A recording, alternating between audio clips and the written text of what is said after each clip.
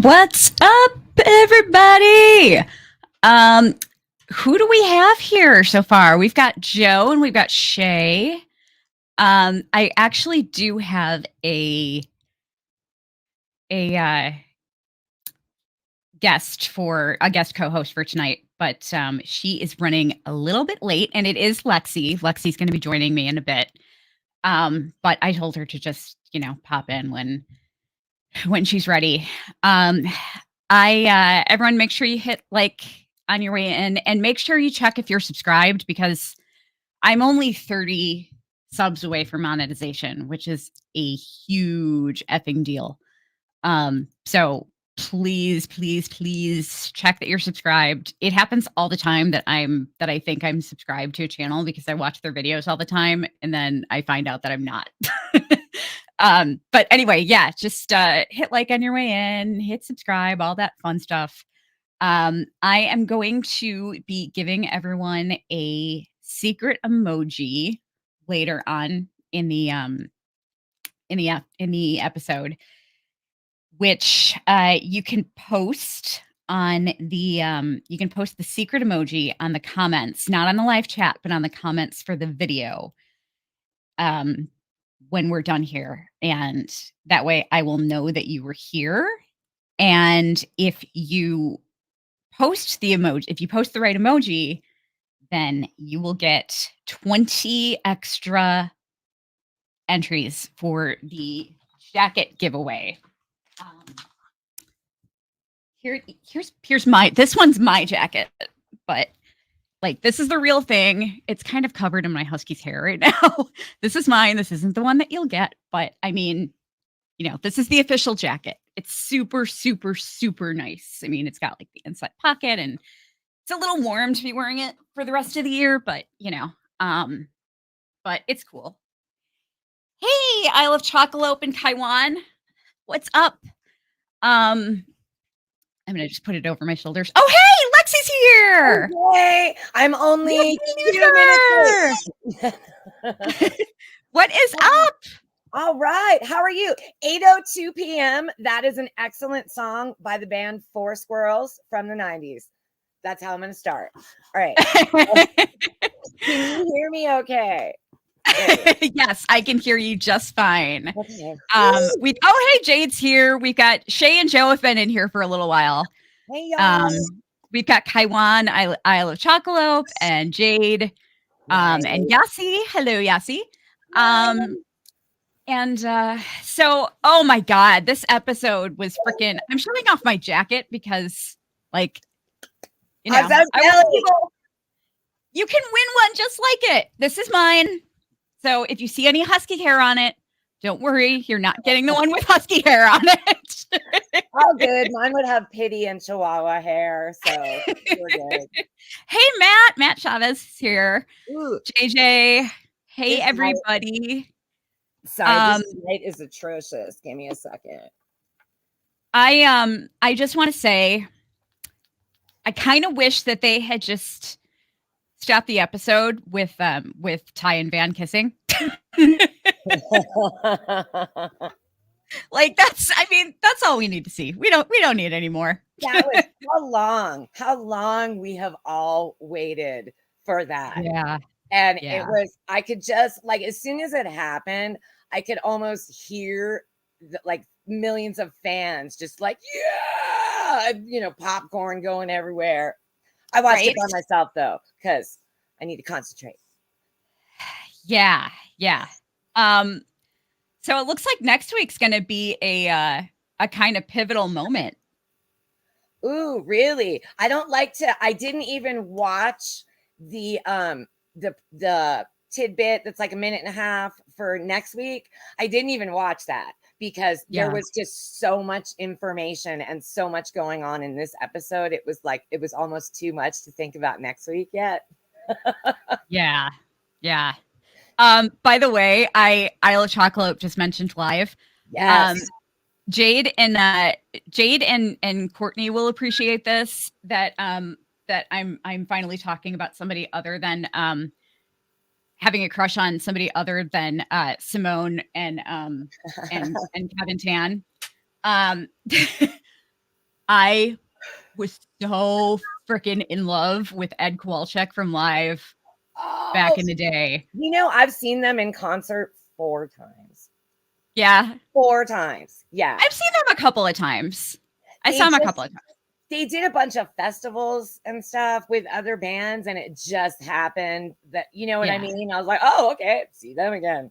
They were pretty good, like pre shaving head. You know what I mean? They look kind of normal.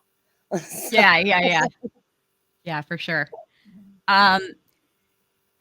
Yeah, I'm sad about Van.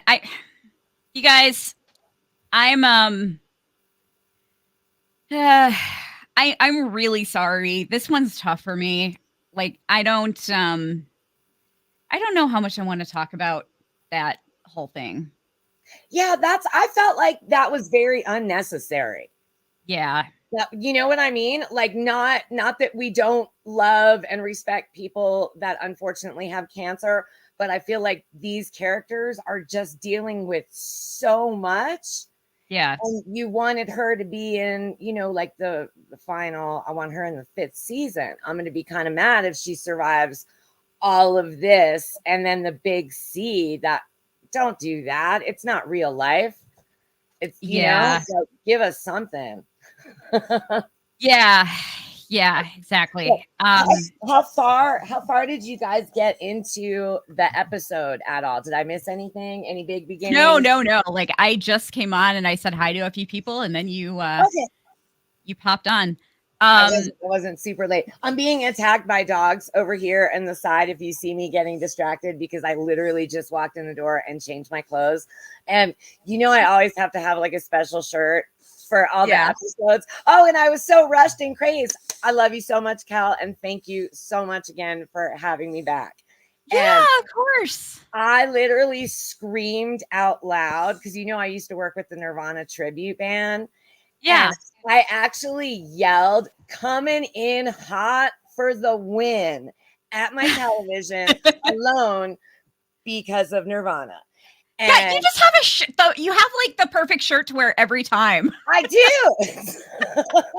Every single time. Yeah, it's synchronicity, baby. So I watched that. I yelled at the TV.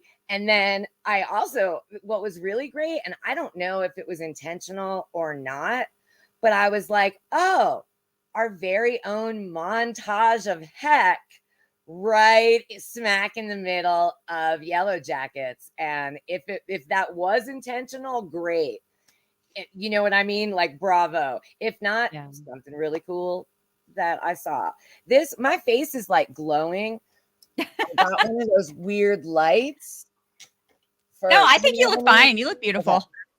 I'm like, you look fine and beautiful. Radioactive. But no, you look great. Yes. That was the one I was super excited about. Let me tell you, Sneaker Pimps, I saw them at the, like, I'm in the Chicago area. I've lived in the Chicago area my whole life. I lived in, like, I'm about 10 minutes from the border. I mean, I'm in Indiana, but I'm literally like 10 minutes from the border of Chicago. Oh, nice. And so, like, people always forget that there's this pocket of Indiana that's like part of the Chicago area. But yeah, I'm right next to Chicago, and I lived in the city for years and years. And I saw, you know, of course, everybody knows I'm one of the I'm one of the old ladies of the fandom. I'm in the I'm in the geriatric Yellowjackets. Oh my god! Then I'm buried. So that's perfect for this episode. But I saw Sneaker Pimps at the Metro in Chicago for $5 because they like Six Underground had just come out. And I just so happened to read a review of the album and thought that it sounded really cool. Cause back then you couldn't just like look for music and check it out. Like you had to just take chances. Alternative press and and you had to do the research on the album to know if you wanted to buy it or not. That's Yeah, awesome. and I'm so glad you said that. Gen Z is like, what? What did you I have know. to do? Oh my God, you guys have it so good in that respect. Seriously. Like, I cannot tell you how many horrible albums I've bought for one song because, like, Same. And then, okay, here's a good one for Gen Z. Ask your parents. We used to have this thing called singles, because if you didn't want to buy, like, even if the record company knew that the album was garbage, except for that one song, you could buy that one song with one song on a B-side on a little 5-minute cassette tape. Yep. And I started doing that because of that reason. Yeah, And then, for and sure. it was you really, if you had to be into music, like, you really had to be into music. You couldn't just turn on Spotify random and hope it was Right. going to suggest some good new stuff. Yeah, I haven't thought about that in a long time. Yeah. Yeah, for sure. I yeah, like the Metro in Chicago used to have like $5 shows on Mondays, and Secret Pimps is one of the only bands that I remember going to see on a Monday. There was like nobody there because, I mean, their That's album had just come out and it was a Monday, you know? yeah. No, that's the best. Do you remember Our Lady Peace? Oh yeah. I saw Superman's Dead was like their big hit. One of my favorite concerts I've ever been to was at the Troubadour in Los Angeles. And it was like 250 people on a Tuesday night. One of my favorite bands that I've ever seen. It was like $10 to get in Oh, a wow. long time ago. And Nice. but that's the best. And those are the ones you remember the most, I think. Yeah, for sure. So Shay wants to know, when do you think they're going to start hunting each other? Well, it looks like maybe in the next episode. I was going to say that, or at least by the end of this season, because of that quote at the end, which I have chills right now thinking about that. So, yeah. Like, oh my God. I just wonder, like, how Ben is going to fit into this. Oh my gosh. And, oh, yeah. And then should I talk out of order, or do you want to go like scene by scene? Oh, no. It doesn't matter. You can talk about whatever. Okay. Because when we get to the MVP and the LVP, yeah, Ben's on that list. And, but that whole scene with him and young Misty, and the opposite, usually Misty is, where there's death and murder, Misty's right there. And she did a 180 after all the things that she was threatening him with, didn't work, and he was going to do it anyway. And I also thought it was ironic that he said, "Can't you just push me?" Because she's Oh my God, that made me cringe. Yeah, that was very cringeworthy. And I follow Sammy Hannity on Instagram and TikTok, because she makes the funniest TikToks. Like, she's not only just a good actress, but she's hilarious. And she did a little 1.5 minute clip of herself getting into character for that. Oh my gosh. Scene. If I can find it again, it's still up, I'll show it to you. I mean, she is like bow, have all the awards. And I'll have to check that out. Yeah, and the way the two of them play off of each other. My disappointment in Ben's character is not just for, giving up, taking the easy way out. He's the only adult left. Yeah. So if he changes his mind, they've already been like, shut up, Coach Ben, stay out of it, Coach Ben. And yeah, and now he doesn't even care. And that's really worrisome. The other thing that I didn't love is, why didn't we see Javi?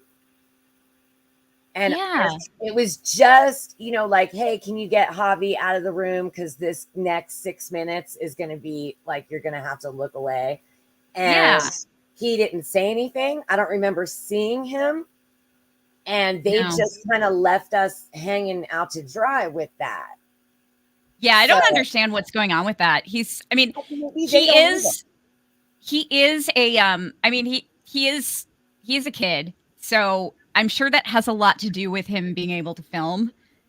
But I mean, like, Is he really a kid? How old is he? really? Yeah, I'm not sure. Let me. Because Javi's 30. I mean, not Javi. Travis. Oh no, you're thinking about yeah, Luciano Leroux is 15. Oh, okay. So he probably does have like scheduled hours, or maybe honestly, maybe the writers can't decide what to do with him, and they were just like, "Oh, we won't miss him." Yeah, You know, yeah. Maybe That's there true. wasn't enough Natalie for me in this episode. Young Natalie. I know. That was very disappointing. And old Natalie, you guys know how I feel about my queen Juliet. And oh my God, it must have been so hard for her to do this episode. She's drinking the Kool-Aid and wearing the clothes. And as she gets more involved and she's starting to wear it, she had fucking purple Birkenstocks. I was throwing up. I know. Miss like 80s looking high heel, leather boots and stuff. And then now they're going to make her wear this. So, but she's really drinking the Kool-Aid. Let me tell you, there have been at least 3, 4, 5 scenes, 3, 4, 5 episodes where either young Natalie or adult Natalie was wearing something that I owned. Sometimes entire outfits. Oh my God, that's awesome. To see her wearing that, I was like, wow. Yeah, but the Birkenstocks are what killed me. Oh, that was terrible. Like that with the socks. Yeah. Yeah, the something in the way was so hey JJ. Something in the way was so perfectly used in this episode. I'm not that crazy about that particular song. It's okay. It's the creepiest song in their whole repertoire. But it was used like, it's got a very kind of claustrophobic feeling to it. So it was perfectly used for like a situation where they were all snowed in and, Yeah. And I didn't realize for how long. I thought that was really like directorially brilliant to show how deep the snow was and that they couldn't even open the door. Because otherwise, how can you tell? They keep shaving the guys. Yes, definitely the montage of Heck reference. That's exactly what I thought. Right in the middle of YJ. Yes. Very well done. So you guys want to see something funny? Always. Something that I just stumbled upon today. The younger our younger audience might appreciate this. It's a rather small picture, so it might not show up that well. But actually, you know what? I'm going to save it. I'm going to save it to my computer and then put it up because it's going to be easier that way because it's so small. I found a photo today of me and my father from when I was 15, right before my turnabout dance. I wish I had the photo of my boyfriend at the time because he was wearing a silk color block jacket. That's awesome. Oh, Kelly, I had that same hairdo. And that was everybody's 9th grade hairdo. Yeah. I did with the little bangs. And you have to take the curling iron and flip the top part. Yep. Yeah, you can't really see the top part of my bangs. I kind of blend in a little bit too much with the background, but I know they're there. By the way, I hated that necklace. It so is not the gold chain. It was so not my style, but my boyfriend bought it for me, so I felt bad not wearing it. Terrible gifts are the worst. Yeah. And then he broke up with me shortly afterward anyway. He didn't like the necklace piece. Oh, hey, Faye Fire's here. I love that you say Shay, I actually I'm usually really good about asking people how they pronounce their names if I'm not sure. But I actually remembered seeing, like, I drew a blank last week on your pronunciation of your name, and I was like, crap, I feel so bad. I forgot how to pronounce her name. And I forgot how to pronounce the name, and I actually I vaguely remembered seeing something that you had posted on Twitter about how to pronounce your name. And so I went to your profile and I actually searched for pronounce or whatever I searched for and found it.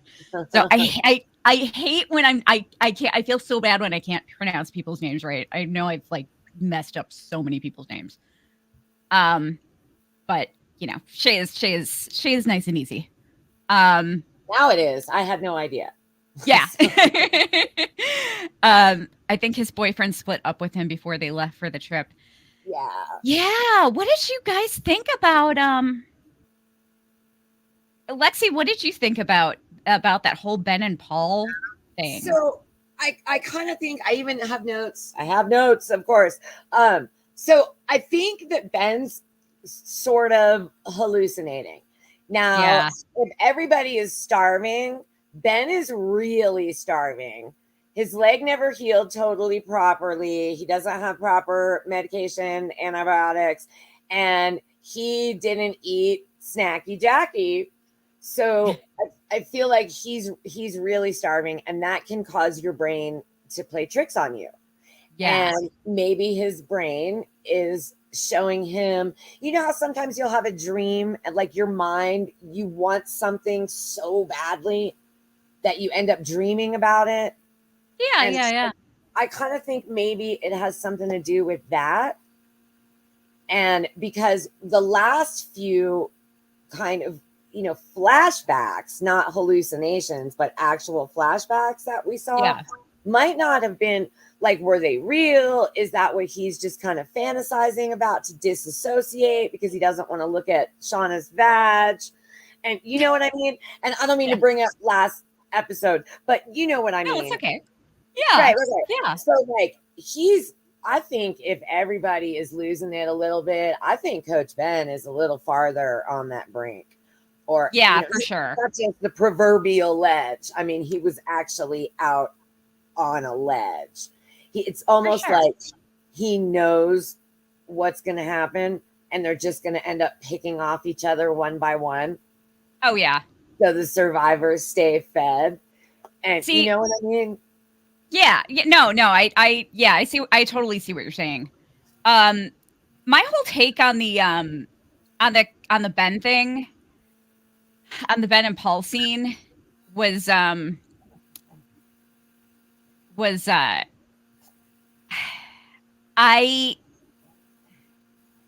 feel like he was like, you know, when Paul was on the phone, I feel like he was talking to the wilderness, you know? Yeah. And the wilderness was saying, and I think like the wilderness doesn't want Ben there. No.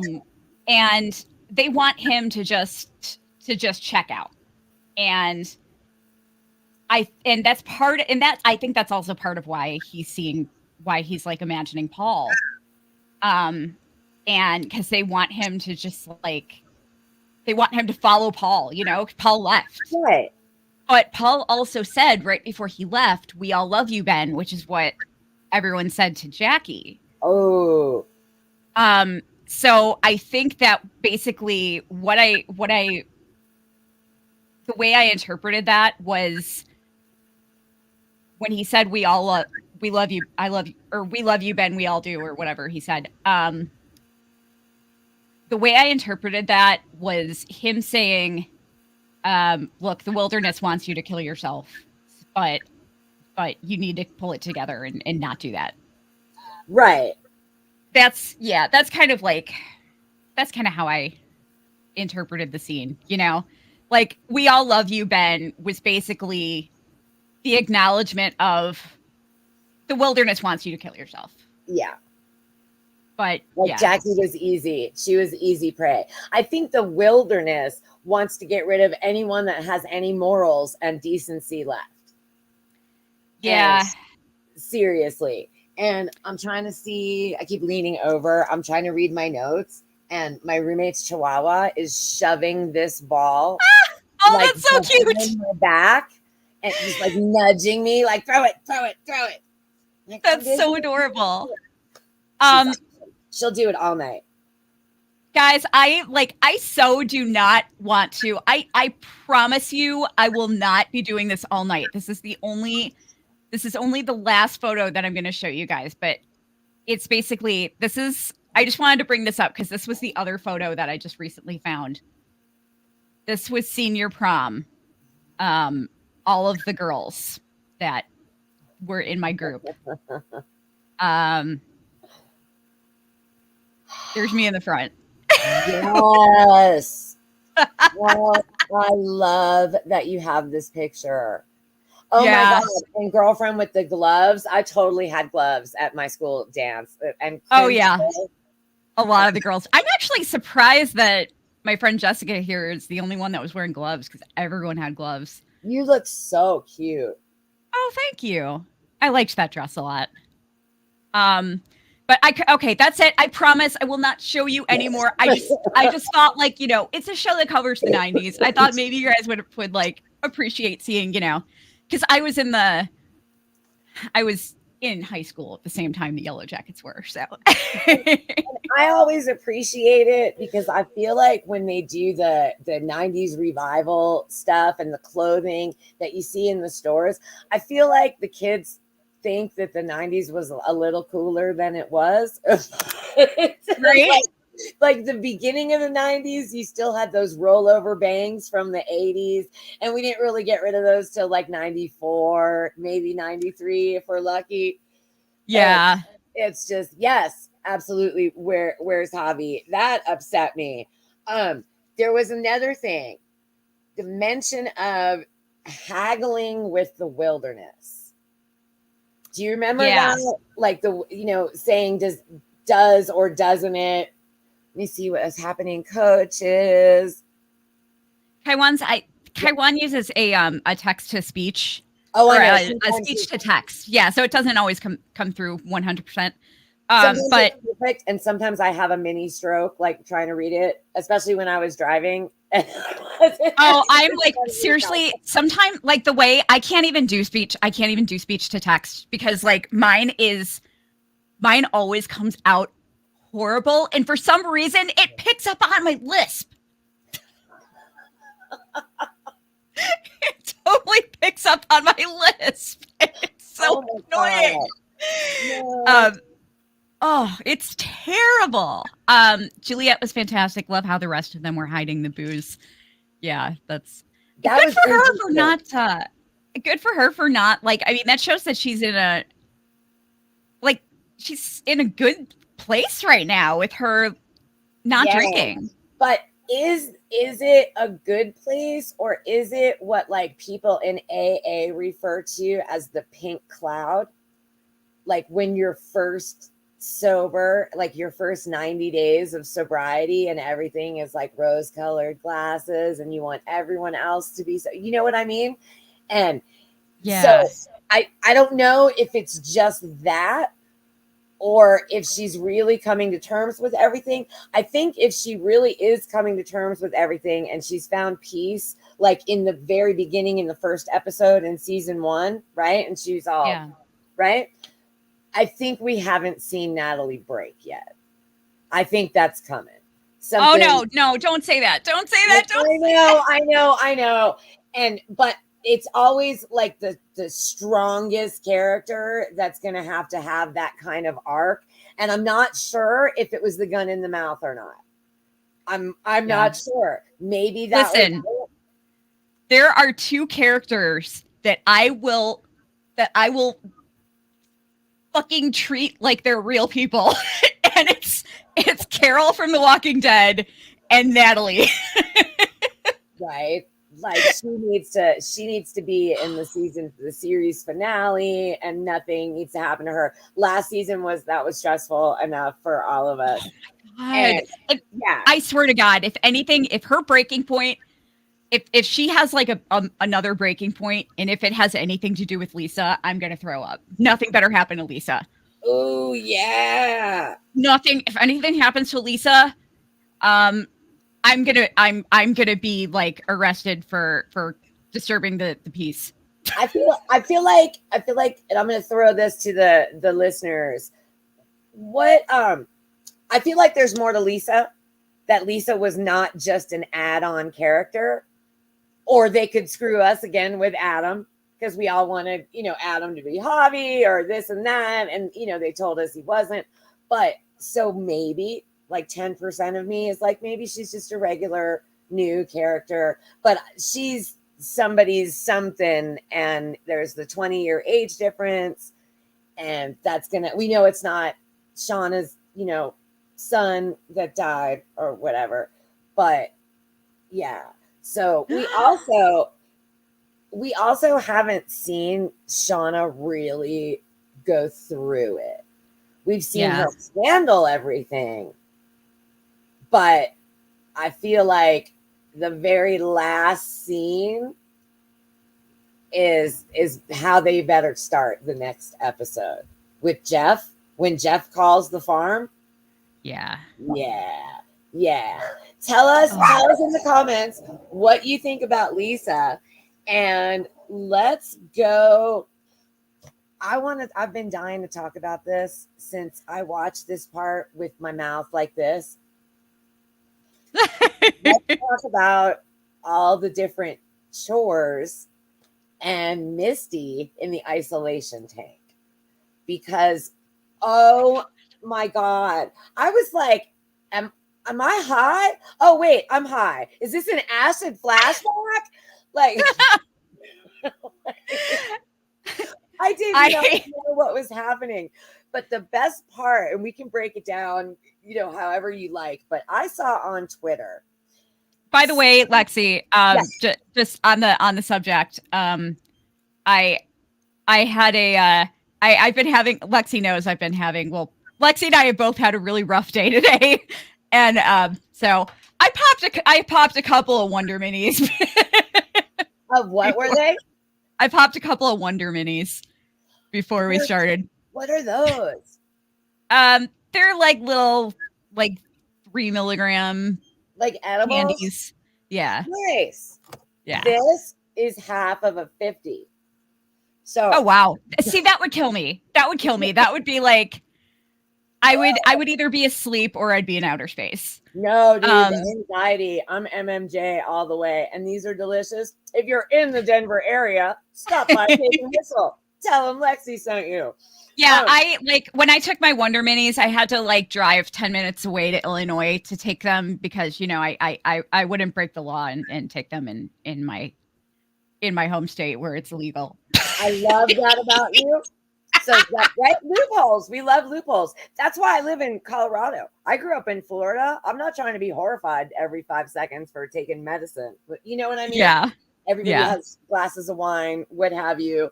But no, I'm all about the little tiny microdoses because I like they calm me down without like, making me loopy and like, ooh, I'm in outer space. Yes. Like they just chill me out. I like the regulated ones, because if you make them yourself, you never know how much the dosage is. But let's talk about that the sensory deprivation tank. Matt Chavez actually has a comment here. I saw the queen card on the vanity mirror in Misty's treatment during that when she was talking to Caligula, when she and Caligula were at the vanity. I did pick up on that. Oh my God. And of course he has like a Brooklyn accent. So somebody on Twitter, when Walter is dialing the phone and it's turning into like the pink heart line and everything. Okay. Somebody broke this down. I cannot remember the name, right? Whoever this is, I'll find you on Twitter. This was incredible. They broke it down so far as to like figure out the notes that would coincide with the numbers on the phone from sound, and it's spelling I love you backwards. Oh. If I ever thought I was a genius, I'm wrong. This person is. Oh, well, maybe Is it's that what crazy? the same thing I saw. Misty's Black Box posted about it. It was the Morse code. Yes, Morse code, not the Yeah, it was more. It was the Morse code. Yeah, it was I love you in reverse. That was kind of I appreciated that. Like that's some super fan crazy kind of recognition thing. I saw she was going to be on CBS and I haven't watched it yet. I didn't know it was out, and I'm definitely going to watch that. And if I haven't either. I haven't seen it yet. Oh, I love her. She has the best stories, and she's just so interesting. And I feel like if I knew her personally, I'll bet you she's going a little bit crazy what her character is, how the transformation is going. She's like, what kind of crap is this? But see, I think she's probably I would think she'd be happier because she hated how dark her storyline was last year. Yeah, that's valid too. But yeah, it's I can't get past the Birkenstocks, Cal. I can't. I cannot get past the Birkenstocks. But my favorite part of that scene with the musical scene was that voicemail that she leaves Walter. I felt that, you guys. Fucking like 13, 14-year-old, like, please love me. I promise I'm worthy. Dude, I was like, is she me? I know I've never felt more connected to Misty as I did when she did that horrible cackle at the end, like that nervous laugh. Bro, Christina, I bow to you. That was, and every time she does some shit like that, I think of her interview where she's like, I didn't even know that I could do comedy, and everyone keeps telling me how funny I am. Yeah. Right? She's amazing. She is really great. Dun, dun, dun. Oh, so wait, really quick. Yeah. Really quick. By the way, guys, I'm posting the link again if anybody wants to pop in and say hi. Last week, Shell popped in for literally for I think a minute or a minute and a half, and that was great. She just popped on and said hi. She didn't even have her camera on. She just had her little doggy avatar, her little picture of her dog. Yeah. And she just popped on and said hi, and it was great. So don't be shy. Feel free to pop on if you want to. You can hang out with me and Lexi the whole time, or you can just pop on and say, hey, just wanted to say hi and duck out. It's all good. But I just posted the link. Nice. You just hang out, make funny faces. Yeah. Yeah. Okay, I'm sorry. So what were you going to say, Lexi? So we're going to back up for a second because, hold on, I put my notes down. We're kind of bouncing around. Dun, dun, dun. Faye Fire, I love those pants. Crystal, I need to. Kristen. Oh, hey! It's Pamela and Nathaniel. Hey, guys. Hey, guys. I recognize you guys. What is up? So glad to see you guys. Do you like my my nickname? Had to hop in. I just had a birthday party for my cat. That's awesome. Awesome. That's so awesome. Great. I hope you took pictures. Yeah, I think there's double audio happening right now. Oh, is there? Does anybody have their sound on in the background? I definitely don't. Let's see. There it is. What? Oh, did you have something on, Pamela? Now we can't hear her at all. Yeah. Oh, now you're muted. Did I do that? Did I accidentally mute you? No. Hello.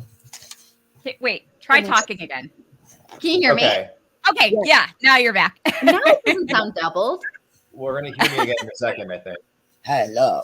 What do you guys think about? Because I loved. It was last week or the week before? I was watching you, right here, and yeah, they were on last week. Think of everything that's going on with Crystal / Kristen.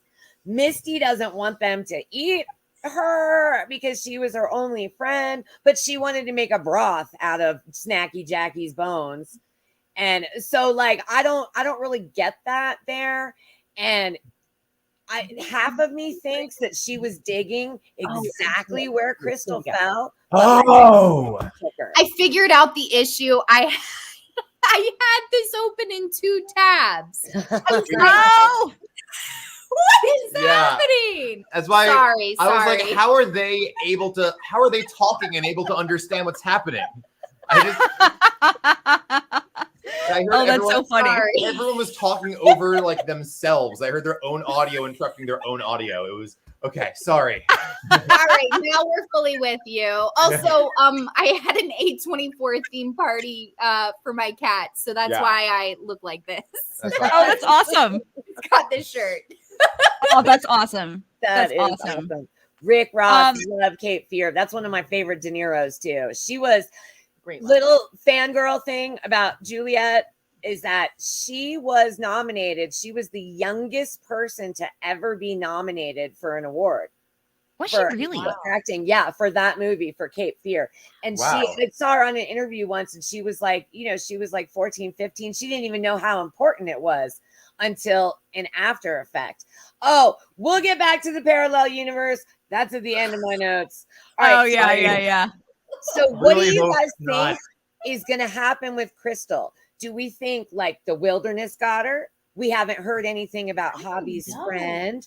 Like, is Javi? I think she's just buried in the snow, right? Because I don't know. I feel like Misty knew exactly where to dig, and she just wasn't there.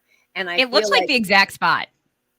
That's what JJ said. The same thing I did. He never got any antibiotics, so I think Coach Ben might just be dreaming and hallucinating, and all that kind of fun stuff. Dreaming what? Yeah.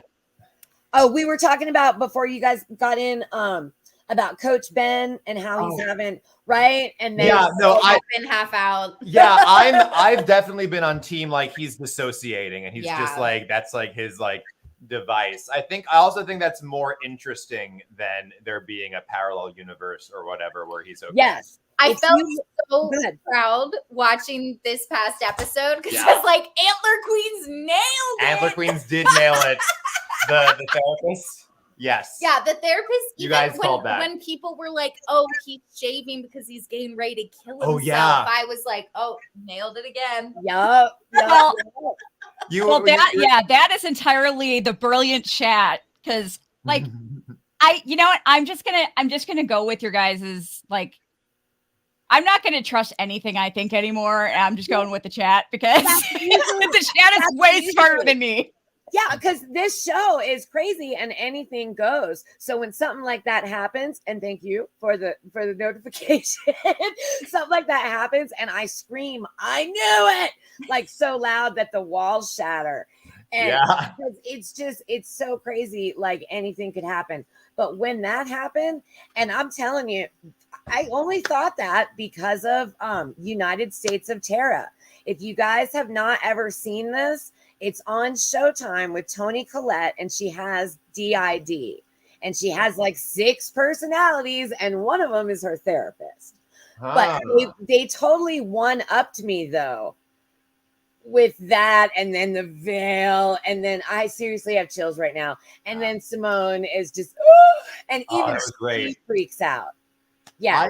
I've been team Lottie is a good intention from the beginning. So I feel really vindicated that I feel like we're really like learning a lot. When Lottie just like let Shauna beat her up, like I was like, Lottie is like, this is so fucked up, but like kind of sweet, like also of Lottie. That was so hard to watch. Yeah. So hard to watch. I was like, is this scene over? My God. And also, like I saw that shot of Lottie getting beaten up by Shauna, like in the trailer, and everyone was theorizing about like what it could be. Like, oh my God, did she kill Shauna's baby? Like, what is it? And I didn't see anyone predict what it was. Just like Lottie was like, okay, you can beat me up now. But you know what was so? You know what's the most interesting thing about that scene to me was she told Shauna we need you. Yeah. She's like, let it out. We need you. Like, so, I mean, that shows that Shauna clearly has a lot of power. She has a role to play for sure. Yeah. I wonder if it's back to like the butcher or if it's, I don't know. Like, I don't know if it's bigger than that or if it's. Yeah, and Van was also asking, like, she was like, hey, the woods like saved me. I should have died and I didn't. Why am I here? I thought it was, like, to help deliver his baby, but it wasn't. Right. And P.S. Can Van please stop getting fucking bitten? I mean, what is Girl. Oh, yeah, you're right. Right. Right. Shauna did her. I forgot about that. Anybody is going to get Shauna Ty. Again. Animal bites. Yeah. Yeah, Shauna and Ty have both bitten her.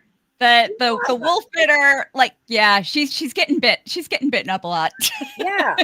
Tracy said, could he be dying as in Ben Coach or Coach Ben? I'm assuming Ben Coach. Those are good evidence. Ben Coach. So Ben is the antler queen. So Ben is either gonna give in. He's you know that expression, if you can't beat him, join him. Yeah. He was literally just talked off of a ledge by Misty. And I think that he's gonna maybe, and you know, who knows? If they were going to kill him off, why not just do it? So now I kind of have hope for Ben to maybe be in another season, because why would they go through the effort and the whole award-winning monologue of, you know what I mean? But seriously, with the high-calorie butt meat, and then she's going to tell everybody that he's the one that got Shauna pregnant, and he tried to get everybody pregnant. And he's gay. Yeah. I love how Misty's love language truly is scheming. Like, it was so, she cared about him and she was trying to save him, but the only thing she knew how to do was just blackmail. She was like, if you are going to do this, but she's trying to save his life. Yeah. Yeah. Yeah. Like, she spied on Natalie, you know, and busted in and did all her coke so she couldn't. Yeah. Like, there's no boundaries, but she will save your life.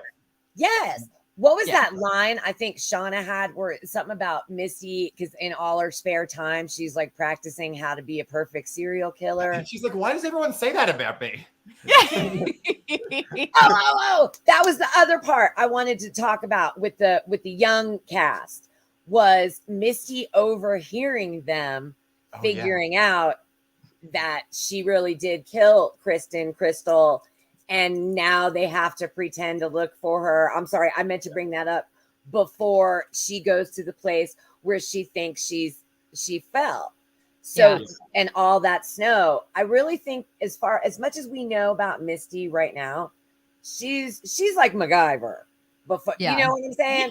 And so like I feel like she would know, even with all the snow and everything, she would know exactly the trajectory where her friend fell/got pushed. That's more of adult Misty though, right? Like, is it possible that she just learned those skills at like later in life, like as she got older? No, I don't think so. Because when they crashed, remember there's a whole thing, and she's the one that fixes the leg, and she's the one that does this. She took the babysitter safety training twice.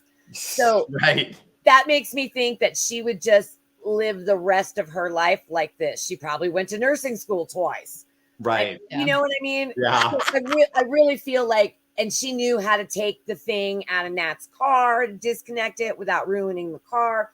She knows a lot. She is when she was looking for Crystal, though, she was genuinely panicked, and she usually isn't panicked. So I think it could be that she wasn't doing her best work because she was distressed. Yeah. Yeah. Yeah, that's true.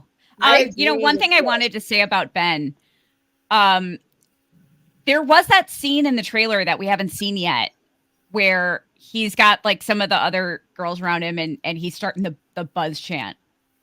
The buzz. I didn't watch the trailer.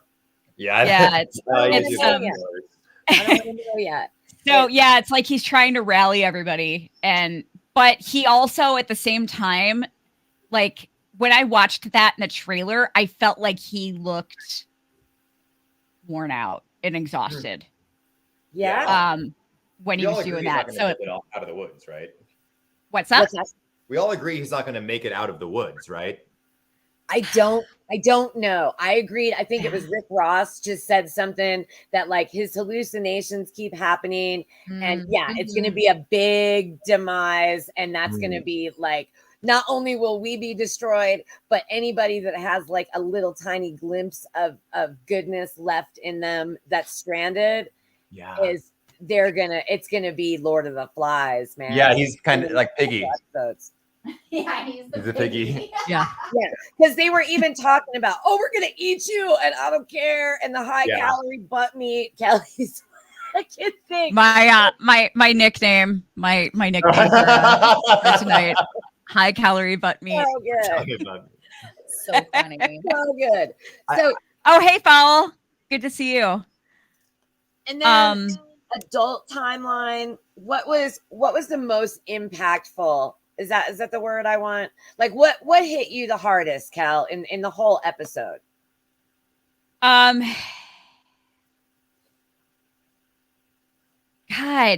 Okay, you know what? I need to talk about this.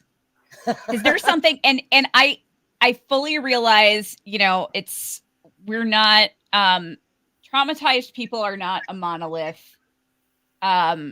Depressed people are not a monolith. Everybody responds differently. But so there are probably people that could really relate to Shauna in this episode, adult Shauna.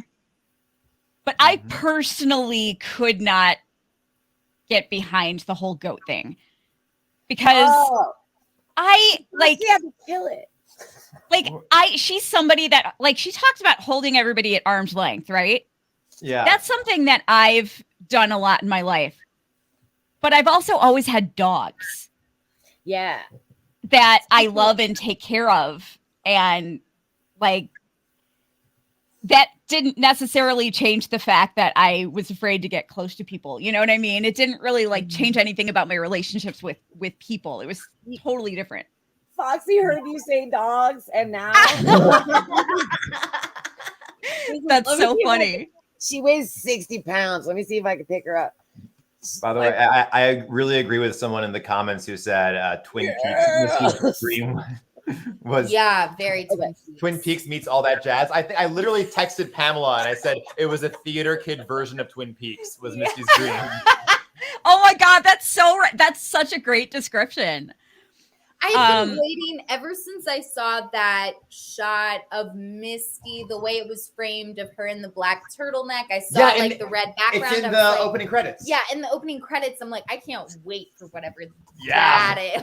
Whatever it takes for us to arrive at that moment. Yeah. And then when we got there, and I've seen those in Los Angeles, there's a bunch of float therapy where it's you get in that thing, and I don't think that it showed that there's a light, but I don't think there is. I think you're in pure pitch blackness, and I'm like, that seems very scary. Yeah. So they have those in Denver too, and I'm like, hard pass, thanks.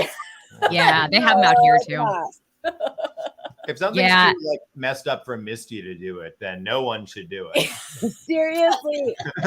My dogs are gonna start tap dancing. Oh my God. I posted this on Twitter earlier today that whole scene with Caligula was exactly like the type of dreams that I have. I have dreams like that. I have the craziest dreams. And last night, I had the most vivid dream that I was at a football game and the halftime entertainment was all of these very, very elderly men in mankinis and skimpy outfits dancing to Genuine's Pony. That sounds better than what we have. I would, if that was a halftime show in the Super Bowl, that'd be awesome. And I woke up, it was so vivid that I woke up singing Pony. I was humming it when I woke up. The thing that confuses me, getting back to Crystal, and they haven't found her. The thing that I was just looking at in my notes is, didn't we see a teaser or a trailer or something when they're all carrying a body on a stick, right? Yeah. But that didn't happen in this episode. Somebody pointed out that the body was wearing Converse and Javi wears Converse. Oh. Yeah. Huh. I hope That's something to think about. I definitely think Javi is dead, like currently in present day, but I don't know, like if he made it off the island. But yeah, right. I feel like that would have come up with Travis killing himself and everything. Javi would have that would have come up if he was around. Yeah. Yeah. I think so. Do you think there's more survivors that the show hasn't introduced to us? You know, I kind of hope not. Me too. It was a little annoying. Yeah, because it's all like most of them survive now. Yeah. And I watched Lost, and like the first couple seasons, I really enjoyed. Like, it has to be a good show for me to watch, and there's no cursing. But you know what I mean? But like, I didn't even notice there was no cursing. It was really good. And then it was like the third or fourth season.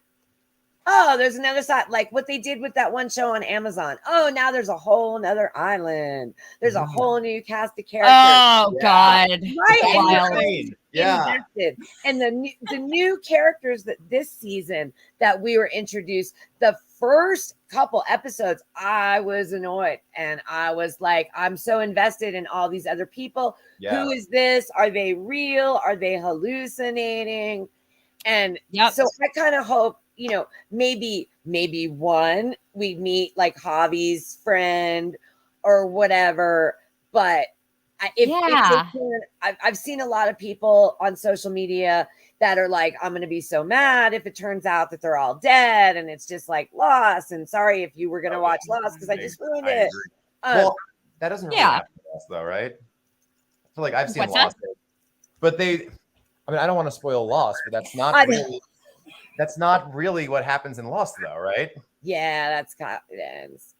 No, well, no. In one of the timelines, they are, but then in the other one, they still like on the island. They're not dead. Yeah, and then there was like time travel in it, and I've seen a lot on social media the last couple of days about are there like parallel timelines I hope because of that song at the end. Remember, lightning crashes. Yeah. And then it merges into the it kind of literally crashes back into 1996, and she freaks out, Shauna, and is like, where did you hear this song? Oh, and singing it, right? And then they keep bouncing back and forth between those two scenes. What the fuck, writers? Yeah. I really hope they don't go that route. I'd be a little bummed. I would too. I could live with it, and I'll still watch it to the end.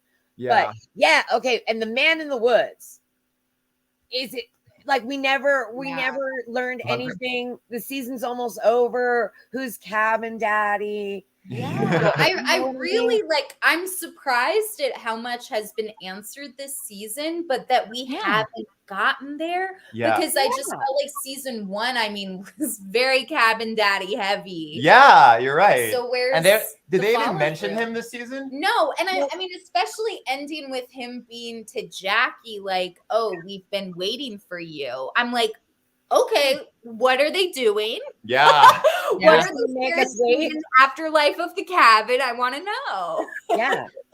I have a feeling we may see him next week. I don't know, because it seems like a good time for him to show up, for them to do like a backstory. There's 3 episodes left, right? 2. 2. There's 2 episodes. Yeah. So how many? 10. So 9. There's 9 episodes. Right. I forgot about that. By the way, guys, Faithfire is Aaron from Bureau of Citizen Detectives is covering this week's episode with me. Faithfire will be joining me next week, and then I have a special guest for episode 9 that I am so fucking excited about. You have no idea, and it's not me. Daddy. No, it's somebody from the cast, and it's someone who I'm very fond of. So I'm super excited. I can't say who it is because things can always happen. Right. And I've also got people trying to sabotage my show right now. So like I have to be careful about that. But I'm so excited. Like you have no idea. Well, I'm excited for you. Mm-hmm. Yeah. Very deserved. I mean, I don't want to get, temper your expectations because who I'm excited about might not be who you're excited about. But, I'm excited if you're excited, Cal, because every guest is always fantastic. And you guys were great. I love it. And I love the show, man. I think it's fun and it's a good time. Like when I first started watching the podcast, what over a year ago now? It's been going since last March. I would watch it like on my lunch hour, or I would get to work early and like have it on YouTube in my car. And I would be like psychotically, throwing myself in the conversation. And it's like when you get all the answers, and you're watching Jeopardy, right? But like now I get to be on Jeopardy. Yeah. That's so funny. That's how I feel with, so my guest next week, that's kind of how I feel with like, Aaron from Bureau of Citizen Detectives. I'm familiar with him from Watching Dead, which was my favorite Walking Dead podcast. He's basically my favorite podcaster. Nice. And so I'm super excited that like I'm actually doing an episode with him next week. That's going to be really cool. That's awesome. Yeah. The comments, like brilliant and incredible theories in the comments. We were just reading one that said thoughts on Callie being Pit Girl and that the opening scene is present day at Lottie's retreat, Shauna's disattachment to her family, and Callie screwing up Adam's cover all adds up. But I was like, wow, I haven't heard that. I haven't either, but don't we see Misty take her mask off in the end of that scene? And but you know what? I'm wondering because like when Nat had the therapy session with Lottie and then you see young Nat in her lap, I'm like, now that I'm like, with the writers, the question for me really, and I saw some people, I think Rick Ross talking about if maybe Crystal isn't real again. And that thought crossed my mind too with them not finding the body. I'm like, but would they do us dirty twice and be like, Shauna, oh yeah, you thought her baby survived? No, it didn't. Yeah. You thought Crystal was real? No, she's not. I'm like, I don't know that they would do all. And again, with like the opening scene, I'm like, but I could see it being kind of like, oh, like, you've gone back, you've reverted to this like time when you felt like you were free and now you feel like you're, 17 again. And that's why we see Misty as being like young Misty. I don't know. Yeah. Just for thought. I would have agreed that I would have believed Crystal was imagined by Misty, but the first scene Crystal is in, she's talking to two other girls and Misty's not there. So okay. You would have that scene. And Mari has a line where it's like, what are you two weirdos doing? Yeah. What are you two dorks dorking about? Yeah. That kind of feels it for me. That was awesome. Nugget is I love this. Nugget is cabin daddy. Who's Nugget? Nugget the mouse. I'm so worried about the mouse. Do you think he dies next episode? I still think Nugget is Pit Girl. Yeah. Yes. The lace won't fit. It's too big. Yeah. I like Shay's comment too. The streets are saying Paul is cabin daddy. No, you know what I really hope, you guys? I genuinely hope that we're all wrong. And everybody at the end of the season is just sitting in front of their TV like, whoa. At this point, I need the writers to blow us away. Yeah. That's by the way. Yeah. By the way, guys, we're an hour in, so this is a good time to give you guys the secret emoji.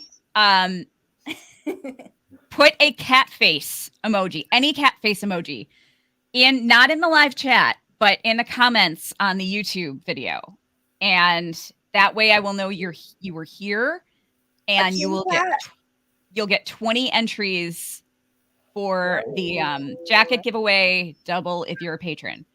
Amazing. So yeah, any cat face emoji. not a cat emoji, but the cat faces. You know, there's like a bunch of them. So just anyone. You can pick any cat face. And here's the jacket again. Ooh. Yes, model it for us, Kelly. It's got, Those were this is mine. High school colors. Awesome.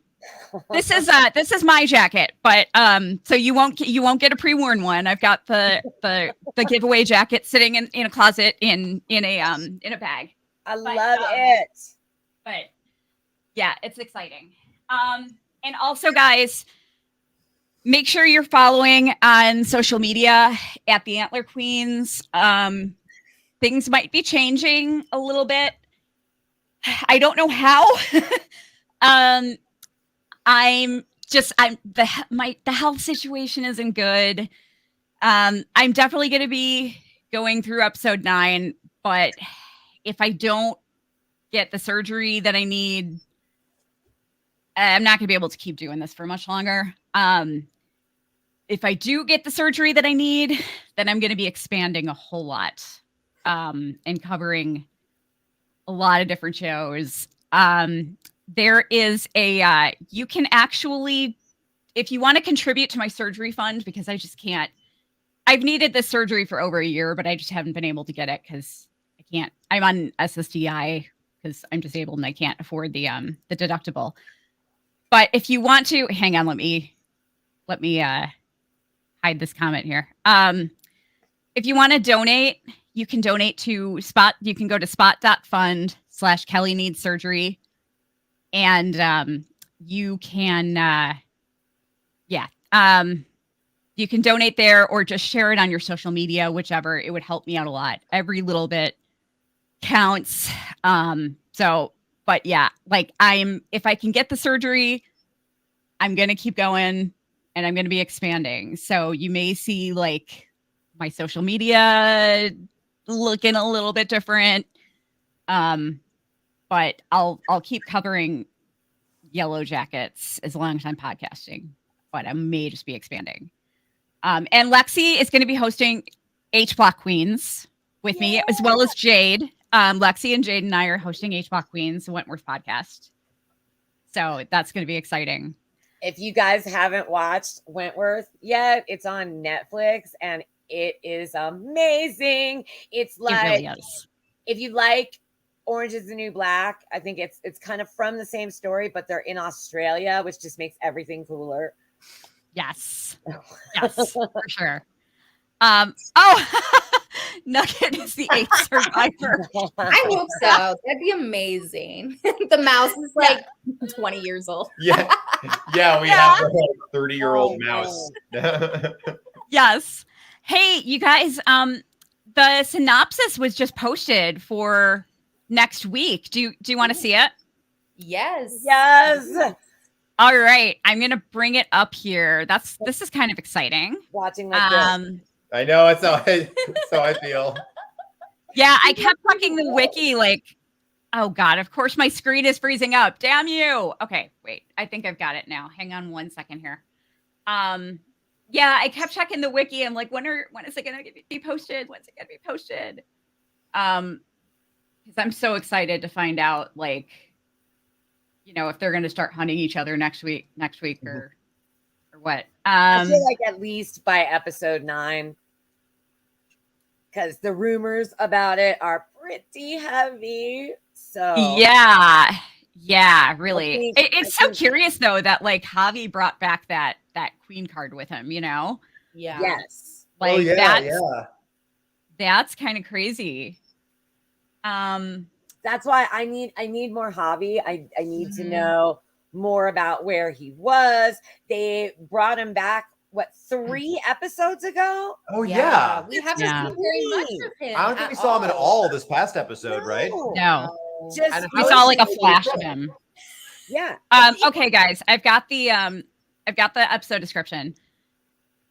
It's only going to get worse from here. Despite the whole winter's never going to end thing, the 1996 New Jersey State Girls Soccer Champions decide to start their spring training early with an impromptu cardio session. Callie encounters an old flame, Van proves goalies never say die.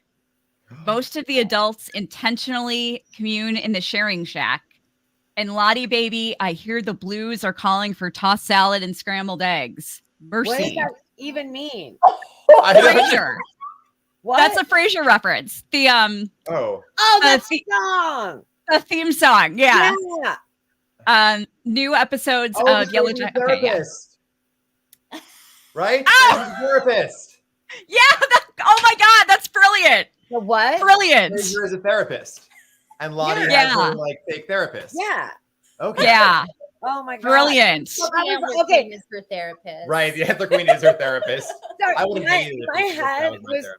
totally Yeah. someplace else because we were just talking about Wentworth, which is a show about prison, and then something about tossed salads, and I was like, no. Oh my gosh. That's so funny. Wrong tossed salads, y'all. Okay. Yeah. The Van thing stuck out to me in that. Yeah. I'm like, is something gonna happen to Van again? Well, Again. something did happen to Van again as an adult, right? Yeah. Yeah. Well, yeah. I assume that it's a reference to adult Van. Oh. Mm-hmm. Yeah. That's yeah. Good, right? But it said goalies never say die. So I really don't think she's gonna die. The whole topic bothers me, but I hate even talking about it. What's that? I said she just got there. I didn't mean Yeah, to. in the No. show. Lauren Ambrose. Like, I swear to God, if Lauren only signed on for one season, I'm writing a letter. She's only in 3 episodes. Oh, yeah. I'm gonna be pissed. Yeah. Yeah. So I don't think that's going to happen, though. I mean, even Servant went for 4 seasons. I would be really upset. And Kelly, have you heard anything about Walter? Because I heard a little internet rumor that he let the writers know that he would be available for another season. Oh. So I don't know if that's true, or how the internet works and you can't read everything. So I don't know if it's possible. Now I'm starting to think maybe it is, because how are they? He's just singing a song and dance. They can't kill him off in 3 episodes. I would be pretty mad, I feel Yeah. like I feel like we're gonna see him this upcoming week. Like I mean, someone mentioned like maybe they're gonna take his boat. I'm like, oh man, that'd be pretty good payoff. I loved Misty's voicemail to him, by the way. I forgot to mention that. Dude, That we was- were talking about that. Okay, I'm kidding. I felt that. That. And I feel like you're embarrassed for her watching the scene no, Misty, hang up. I was like, oh, sounds like me. I'm just Yes. It's I really feel like Walter is her soulmate, whether he survives or not. And I feel like that's going to be a great voicemail to Walter. And she's going to be like, oh, I'm so embarrassed. And I was, in isolation tank. And he's going to be like, Misty, that was incredible. Yeah, I agree. I know. It's like, no matter how badly she embarrasses herself, he's going to love that. Yeah. He pretty much figured out that she was a murderer and still wanted to meet her. Yeah. Right? So, okay, I wonder if maybe I'm like, is Walter gonna take the fall for that would be too similar to Jeff, right? Yeah, it would be, but I'm like, I feel like Walter is gonna meet some kind of end, even if it's not necessarily like Misty murdering him. someone. I don't know. I could see him trying to be like a valiant man falling on the sword of, murder charges. I can see that's good. That's good. I like that. Give Frodo like the out he deserves. Right? I never thought that there would be a situation where Misty's going to have to choose between Walter and the Yellowjackets, and she chooses the Yellowjackets. I like because that Misty too. is like, say what you will about her, but she is loyal to her girl. Team. you know? She is. Yeah. Her team. Yeah, she would absolutely choose them. Yeah, for sure. I still think, I still really believe, we haven't heard anything about Jessica this season. And She was mentioned briefly, right? she was, Thaisa was trying to call her. Right. And that's it. I still really think that they are going to somehow find a way to pin one of their deaths on the other. Okay. Yeah. It's if they pin one of their murders on a dead person, it kind of like it wraps everything up really cleanly. Yeah, cancels Yeah. it Yeah. out. 'Cause And they- also, I'm like, we've had no discussion of her, like, whatsoever. And Thaisa, like, never was like, hey, like, this person was working for me. I haven't heard from them in months, you know? Yeah. Like, I feel Well- like the follow-up is coming, like, so fast. Thaisa can barely keep track of her son, so I'm not surprised that she doesn't didn't know where realize her Sammy's employee's dead. still at the He's principal's still at the principal's office. Yeah. Well, it's That's only been a crazy. week in the adult survivor Okay. timelines. It's Okay. only been a week Fair enough. because Natalie mentioned that a week ago she had a gun to her head. Wow. So Yeah. Natalie's like truly transformed in a week. Yeah. Yeah. Well, she has nothing else to do. That's Yeah. true. Right? They That's took their true. phones. I wrote down the quote that Misty said about phones. Hold on a second. It was Oh, so yeah. great. Our devices leave us captive to other people's needs. Yes. FQ. And even like Shauna was like, So okay, true. well, that actually is kind of true, but okay. Yeah. No, it really was. But then I thought about somebody taking my phone for like 2 days or a week or whatever. And I was like, Yeah. that's, it's stressful when you break your phone and you have to wait like a couple hours. Yes. Super stressful. My other favorite quote that I thought was just so good that I obviously had to write down. Oh, see you, Jade. Have a good night. bye, Sorry, Jade. Jade. Was I wanted it to be dramatic and then I flipped to the wrong page. Want to sit? Does a host that has no violence feed anyone? We're definitely going to see them hunt each other. And Said by the gay antler queen. Yes. The rainbow pride antler queen. It wasn't, oh my God, when she reaches for her, like she still thinks she's just like, please God, let this be a real person and not a hallucination. Yeah. Yeah. Then, right? But it jumps really fast from Lottie going to them in like what I wrote it down. It was like the drunken slumber party from hell. They're starting to get all, like, what do you remember? And you don't really realize until that moment that I think most of their memories are gone. Like, they're buried That's somewhere scary. there. Because you know how when you have severe trauma, sometimes something is so hard for your brain to accept that happened to you that it'll block out a year or two of time. Oh, totally. Yeah. Sometimes a decade, because it's just your brain is protecting you. And I feel like that's what everyone was doing. And now that they're all together, we're going to see a lot of not parallel time, but kind of, because synchronicity is more the word that I want. Yeah. I think, yeah. I don't think Misty blocked it out, but I think the rest did. Oh, hey, Danielle. There was that moment where Misty was like, hey, do you guys remember that first summer? As if they were reminiscing about like sleepaway camp. Yeah. Right? Oh my God. Yeah. You're Talk about that. back then. Yeah. Oh, Lauren Redwood. Does anyone think Nat is just playing Lottie right now? Okay. Word, hand to God, or whatever you believe in. I never thought that until just this second because of you, Lauren. Thank me you. too. Now I kind of do. That Except- that didn't occur to me either. No, It's not like, at you're all. being like, come on, guys, like share. It's just so not like her. Like, I she's don't still trying to think get- she is. No, and like she's still trying to get something because it like out of Lottie, because you guys, for her transformation in a week is supposed to be real time. Not only did she have a gun in her mouth, but she hasn't asked Lottie for any more details about Travis. And I highly doubt she's satisfied about that. That's a good point. That's a Yes, good point. 100%. Yeah. Well, I think Yeah. I thought that was just because she blamed herself. she started blaming herself for Travis. I don't know. Yeah, she did say like I let the person I loved, or I'm not sure the exact quote, die. I remember that. Presumably Travis. Right. That's automatically what I thought too.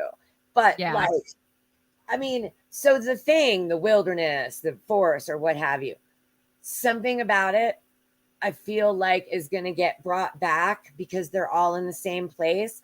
And can we please talk about the shape of the farm?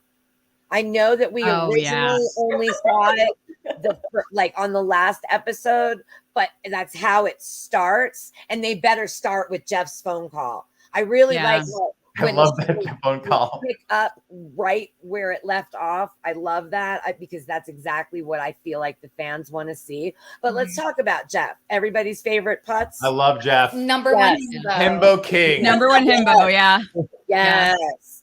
Like America's himbo. Yeah. He's wonderful. He has his own soundtrack at this point. But the way that he was like, and you know the thing, and that guy, and I need them to pick up right there. Yeah. He cannot keep his cool. No.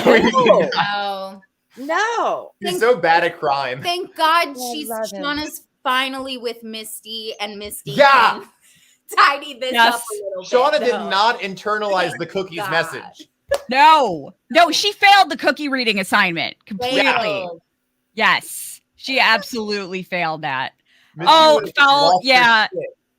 I'm sorry, guys. The Mad Lib. Yeah, I wasn't able to. I honestly didn't even know if I was gonna make it tonight because I've just been feeling so shitty.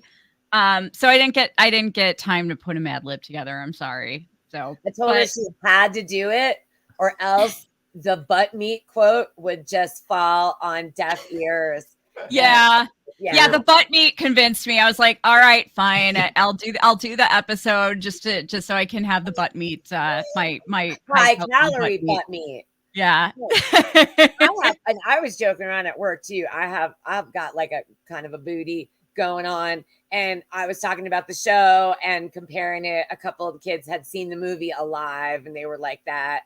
And I was like, I'm not ever getting on a plane crash with any of y'all because I would be first. I would be first to go. You guys would feed off of this ass.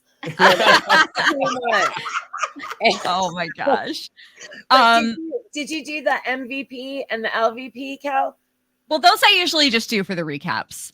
So I don't even know who, like, I think Ben is just going to be my default LVP. Yeah. Poor Ben. I'm sorry. I really don't like my dislike of Ben is not really genuine. I just have it now. I understand. It's a Gen X thing. Man up, walk it off, right? He's fine. For me, it's more of a personal. He just personally triggers me. But so it's not even genuine. When I see the scenes with Paul, I'm like, oh, I just want him to be happy. But he's kind of like it. My whole thing with hating Ben is kind of a joke. Like, I don't really hate him. But I hate Mari, but I don't want anything to happen to her because I love it. She's like Brenda from 90210. I love to hate Mari. They only give her mean dialogue. Every time she speaks, it's mean. It's so mean. I know. It's so good though. But who would be your MVP? Who's my MVP for this episode? God, that's hard, man. There's a few good ones. It was tough.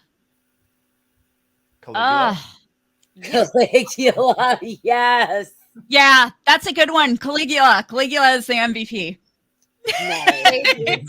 I have the same LVP because we're not like having a pick on Ben day, but I was just like, you're the only adult. What kind of example and kind of middle-aged lady point of view about Ben, but my MVP.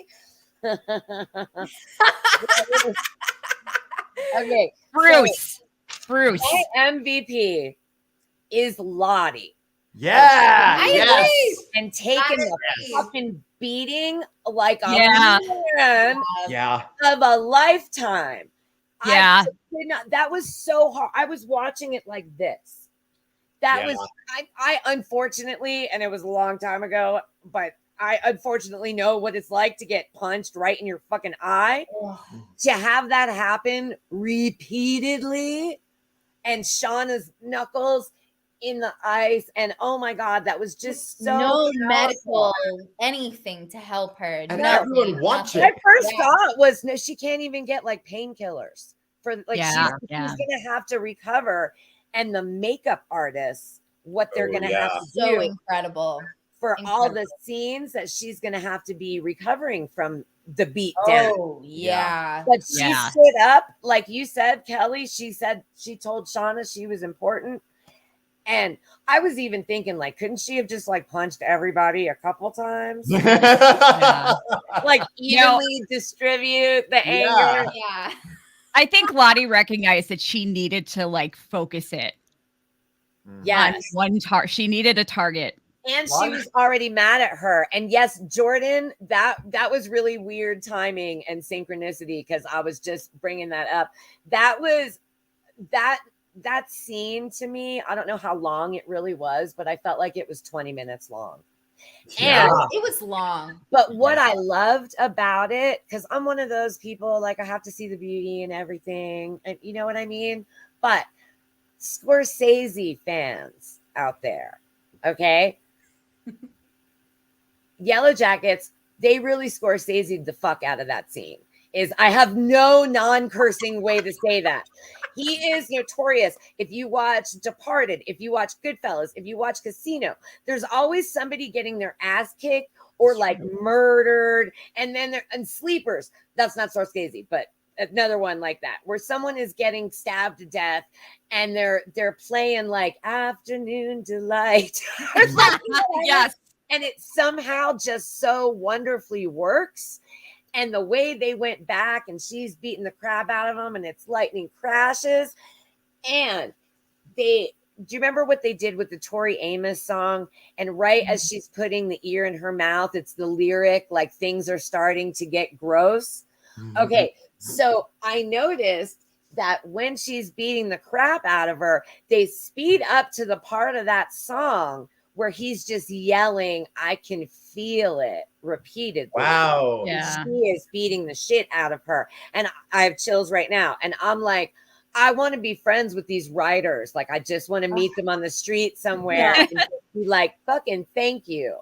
Because I love shit that makes you think and it ties into music. And now I'll tell you what, whenever I hear that song, I'm going to think of Yellowjackets. I'm going to think of that scene specifically. The same with Something in the Way. The same with Coming Down the Mountain. The same with Tori Amos. They are doing a good job. Something in the Way, I'm going to think about Batman. But for the others, I agree with you. Yeah. I think it's really Robert smart. Pattinson. I mean, they've invested, I mean, clearly so much money into getting all these incredible artist songs like in the show. And I think it really just like show entertainment POV type thing. I'm like, I think it's really smart because there's all these people that are, I mean, it's completely reinvigorated some of these songs. Yeah. Sharon Van Etten is living for this right now. Yes, loves it. And it's like that's fabulous, but also it's like I like literally only think of Yellowjackets when I hear 17 by Sharon Van Etten and even What's Up by Four Non-Blondes. Like I only think of Van now. Like it's so brilliant. I work with a couple people that are in their 20s and I love them. And we take turns on the inside in the takeout window. I drive, so I'm not involved in the choosing of the music, but they don't play anything I hate, thank God. And but the most popular playlist is the 90s playlist. Yeah, 90s having a big moment right now. Classic. It's like how when I was in school, we all listened to like Zeppelin and Floyd, and it was like the revival of that kind of stuff. Yes.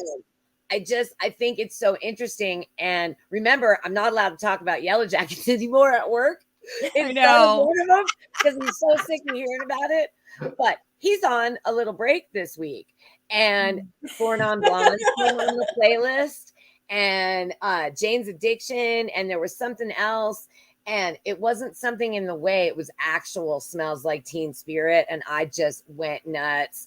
And they had some Smashing Pumpkins on there from today. And so, like, every, fifth or sixth song, I'm like, this is on Yellowjackets. Music's so good.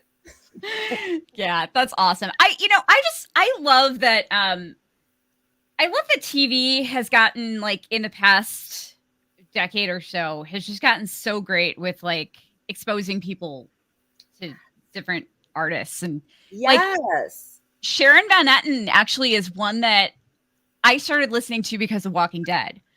There was she has a song called Serpents that was in a Walking Dead episode, and I was like, oh my God, I love this song. And like, I love Sharon Van Etten. And so like it was cool to hear her in Yellowjackets too. I'm still hoping for Eve's Plum. Yes.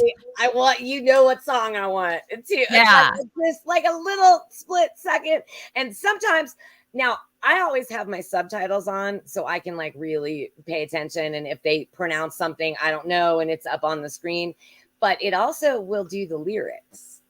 Okay. Yeah. Gotcha. And it'll say like song by so-and-so. And they've actually thrown a couple songs on there that I wasn't that familiar with and went back. And it makes me so happy. And I'm channeling my grandmother here, but to see like our music making an impact on the younger generations. I was really excited because today I think it's in the first episode. Yeah. And that's the greatest use of that song too is not only for actual like face value lyrics, but also if you know this, Billy Corgan wrote that completely sarcastic when he was extremely suicidal in his 20s. Yes. Oh. So today, not the greatest day for Billy. So even the use of that song, I don't know, whether they use it for face value or the sarcasm. It works either way. And so I was just like rocking out. I'm playing the bass guitar on my leg while I'm, packing up my deliveries and stuff. And one of the kids looks at me and goes, "You reliving it?" Yeah. And I was like, oh man, my mom said this moment would happen. The back in my day moment. And I was like, yes. Yeah, you bet your ass I am. Oh my God. I know. It's like Yellowjackets has made me feel so old because like I'm talking to all these people so much younger than me about like, about what it was like to be in high school back then. It's so funny. I love it. And they did such a great job with the younger cast. I didn't know who any of the younger cast was except young Van, because of Santa Clarita Diet. Oh yeah. Oh. They were also in the new Party Down season. They're starting to be in a lot. Oh really? That's awesome. I haven't seen that yet. So great. Party Down's really That's funny. a good Really show. good. I haven't seen the new season yet because I think that's the only streaming network I don't have, and I have to put my foot down sometime. Van is Megan Mullally's daughter in it. Yeah. Oh. Okay. Yeah. Gotcha.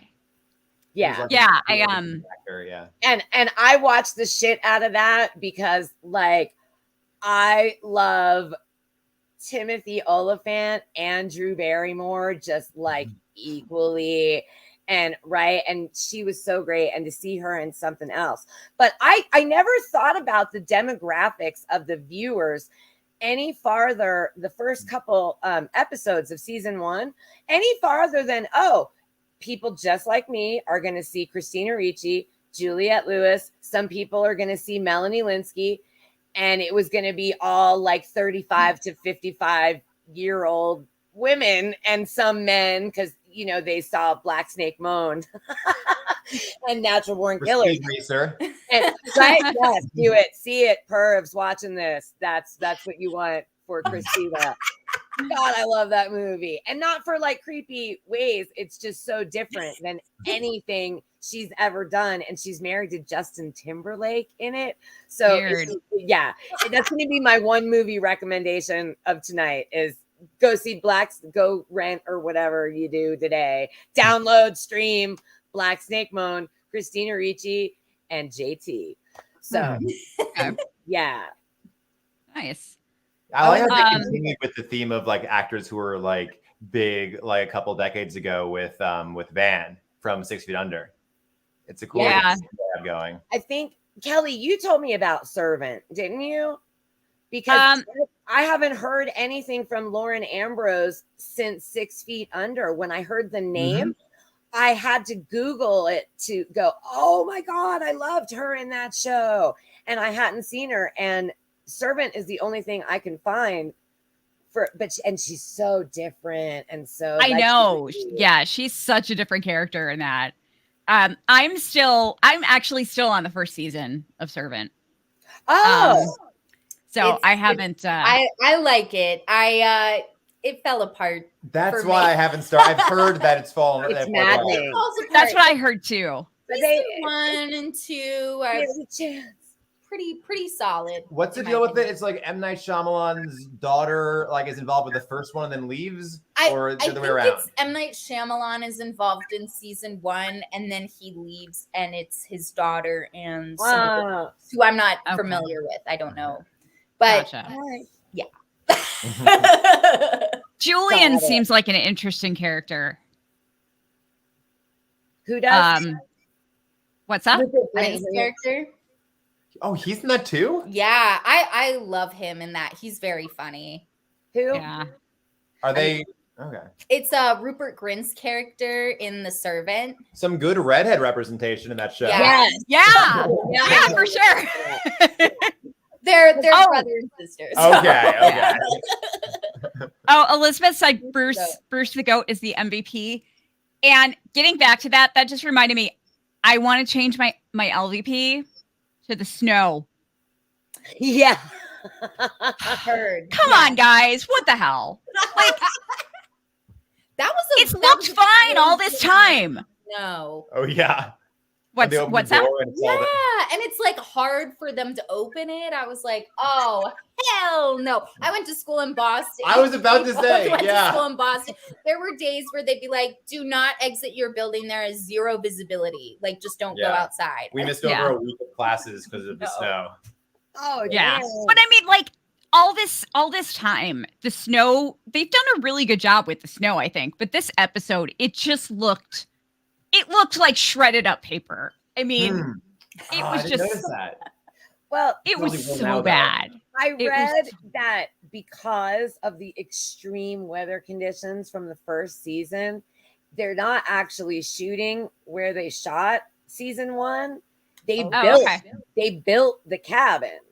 Yeah. Like, you know what I mean? And it's like Hollywood snow or whatever. Because I don't know, man, those actors were probably freezing balls.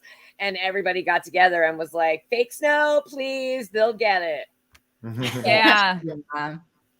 Yeah. Actually, I remember hearing one of them say in an interview that they're all like really hot when they're filming because they're in all those layers, but they're on a soundstage. So it's like they're just kind of sweltering. Oh, they're good actors. Yeah, they act right? They're amazing. And seem very cold. Yeah. They are so amazing. Why did Shauna and Lottie not have an awkward reunion? They seemed like nothing bad happened between each other. Because Lottie gets a free pass for whatever else she did to Shauna because she got to beat the shit out of her. Yeah. Yeah. I feel like this falls into a little bit of I don't think Lottie's the big bad, you know. No. I'm a Lottie isn't that evil person. I stand with all y'all in the comments. Yeah. But I do feel like this was a little bit of like, if I'm being the devil's advocate of being like Lottie's kind of being the martyr here. And I mean, that was a brutal beating for sure. 100%. Like that was awful. Maybe, I mean, it's pretty, if you do accept that beating, you're in good graces for like a pretty long time, you know? That is true. Yeah.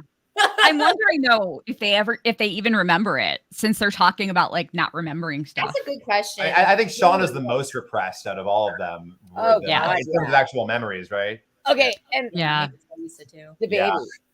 the baby, the baby God. corpse baby. Sleeping with the baby, also the body that whole time. Yeah, It is oh, consistent boy. for her character. Yeah, for sure. For sure. I vote sacrifice. What? And Shauna, I've said I vote sacrifice I to agree. the wilderness, like where they put the bear heart. That's what I see happening to the baby. Mhm. That's what I see happening. And because Lottie allowed Shauna to do what she did, I feel like they're gonna have an unbreakable bond for the rest of the time that they're together. And she's gonna somehow, the wilderness is gonna get to her, and she's gonna and let's the sacrifice kind of butthole surfers. That was we could use Pepper. Yeah, Pepper. They could throw Pepper in there for butthole surfers, but I want there to be like witchy, crazy stuff. It's too bad. Whole covering Stevie Nicks for like a witchy sacrifice. That would be so great. I would love more whole period. She does a cover of Gold Dust Woman. That damn. Really? I haven't heard that. Please look it up on YouTube. Please look it up. It's how I love covers. And when I was in that cover band, we used to actually do Gold Dust Woman, but we did Cole's version. Nice. Okay. So good. Let me tell you, we were talking about difference in voices. I fucking hated that my band insisted on doing Celebrity Skin because I could not sing that song. I was so bad at that song. We used to do that song. Why couldn't you sing it? Yeah, I'm like, I suck at karaoke, and that's like my go-to. We used to open with it's so low. It's okay, so low. That's why I told you I'm an alto bass. Yeah, I'm an alto. And Nirvana. What's that? Yeah, I mean, like I think my nickname when I was in bands was Lungs. Like because I'm a major belter. I mean, I sing Zeppelin and heavy metal and hard rock, and I belt that shit out. That's so cool. Celebrity Skin, I felt like people could barely hear me when I sang it because it was like I was reaching. That's so funny. Down there. You know who is perfectly in my range is Scott Weiland. We used to cover a lot of STP, and we did Hole and Nirvana, and like I was like punk rock Joplin, like super throaty, you know what I mean? But I can't hit the high notes. I cannot do that. Not in front of anyone ever. I can't hit high notes also. Yeah. Well, that's awesome. Love the alto representation happening. Yes. Yeah. I'll be saying they can do all of it. That's awesome. Yeah. I never saw Psycho Beach Party. I didn't Actually, see it, but I was in the play version of it in high school. So did Really? That's awesome. Yes. I didn't know anyone else's high school did Psycho Beach Party. It's crazy. Yes. Wow. I was in it. That's Totally awesome. I don't even remember it. We had to do music, man. I want to do this one. Do you remember who played? What's that? God, I honestly, I don't even remember. I don't remember who I was in Hitchhiker's Guide to the Galaxy either. Okay. All right, Kelly. Well, when you're ready for Antler Queens the musical to have a moment, Don't do it. Looks like we got a band. Don't do it. Oh my God! Yeah, with the horns and wearing the shit on our faces, and you can't see us like 21 Pilots. Yeah, someone's gonna have to wear a Steve costume, like like Caligula's bird costume. Oh yeah. Yeah, someone will have to do that, but with Steve. Yeah. Or Bruce. I can't wait to see Halloween costumes this year too. Yeah, or no, the 14th Gilly. 14th Gilly. That's the one. Yes. That's the animal costume I Or want. Nugget. Yeah, That's the band name I want. Is the 14th Gilly. The That fortune is a telling. good band Yeah. name. And right? Okay. Oh, but It is. That is. But there It was is. another one. I always write down the weird band names, and I can't. Okay, so getting back to Lottie and her amazing therapist. Yes. Now she kind of shrugs it off and starts doing shots with the girls. She was like on the verge of a breakdown, and they're like, Yeah. have some liquor. It had a very rom-com Right. feel. Okay, but like been there though, right? Yeah. Yeah. It's Well, she told him to go home first. Yeah. yeah. Which is really interesting. I mean, again, I'm like, that's my Lottie's not bad. I'm like, I think she does care about their well-being. Right, because you the know? Antler Queen told her that they all needed to be there, right? Right. So Yeah. she's like, oh shit, it's the Antler Queen, get out of here. But what I'm scared about though is like, is there going to be a present day hunt? Oh, I That's never what I'm even thought of wondering. that. I feel like I also I'm like I'm kind of becoming distrustworthy of the beginning intro that we saw in the pilot and even what we're being shown just sheerly based on their dialogue. Yes. So I'm What like do you mean? just when they were like, oh well, like how much do you guys remember? Well, like I don't remember this. So I'm like, I wonder if maybe even not. We've been talking about like if what we see is real or not. Someone also Yeah. mentioned VHS kind of flickering thing. I'm like, I wonder Yes. if, even if that stuff is happening, I wonder if stuff is being omitted that's part of the actual like recollection. Yeah, go. Yeah. No, I've been thinking that too. Potter. What's that, Kelly? I've been thinking that too. Okay, so I'm sorry. I'm like, oh my god. Yeah, no, Oh my yeah. god. So and then I smoke a lot of weed. So I'm like, why was I raising my hand? So Back emphatically. in the 90s. So, yeah. Okay. So, but seriously, what the fuck? There was, and then I was reading who's the favorite character.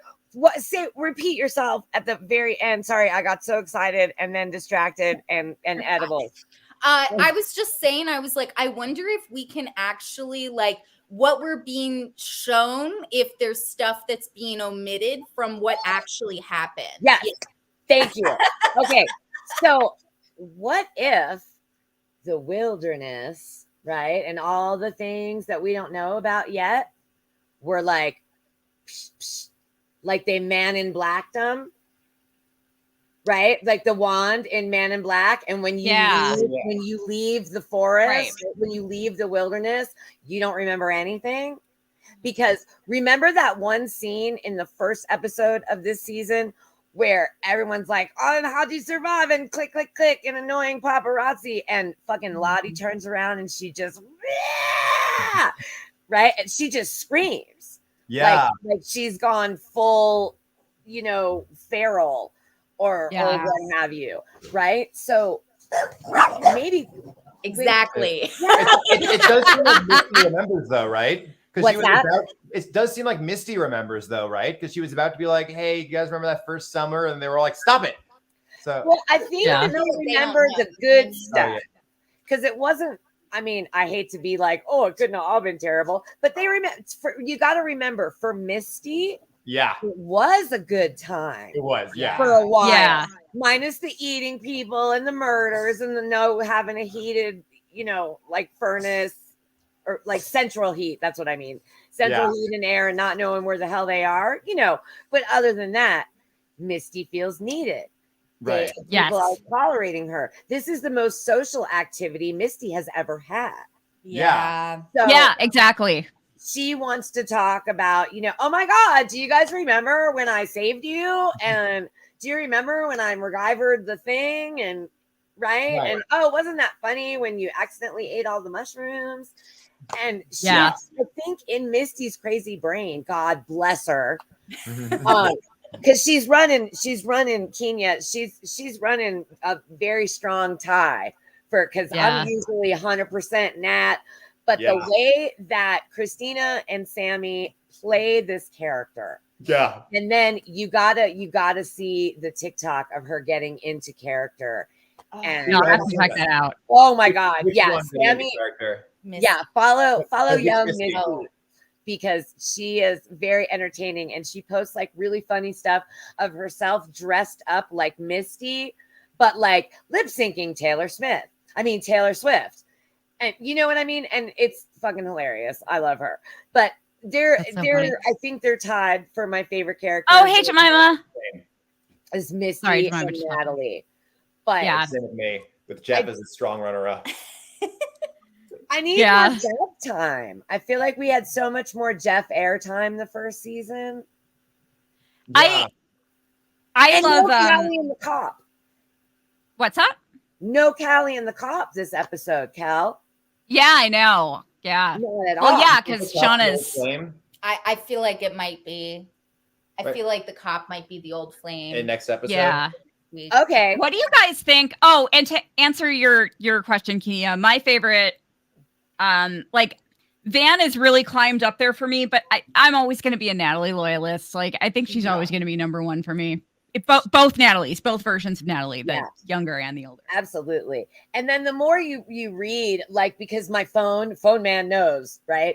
So the more you talk about Yellowjackets and you're involved with Yellowjackets, your phone is like, have everything Yellowjackets. Yes. And right? You guys too.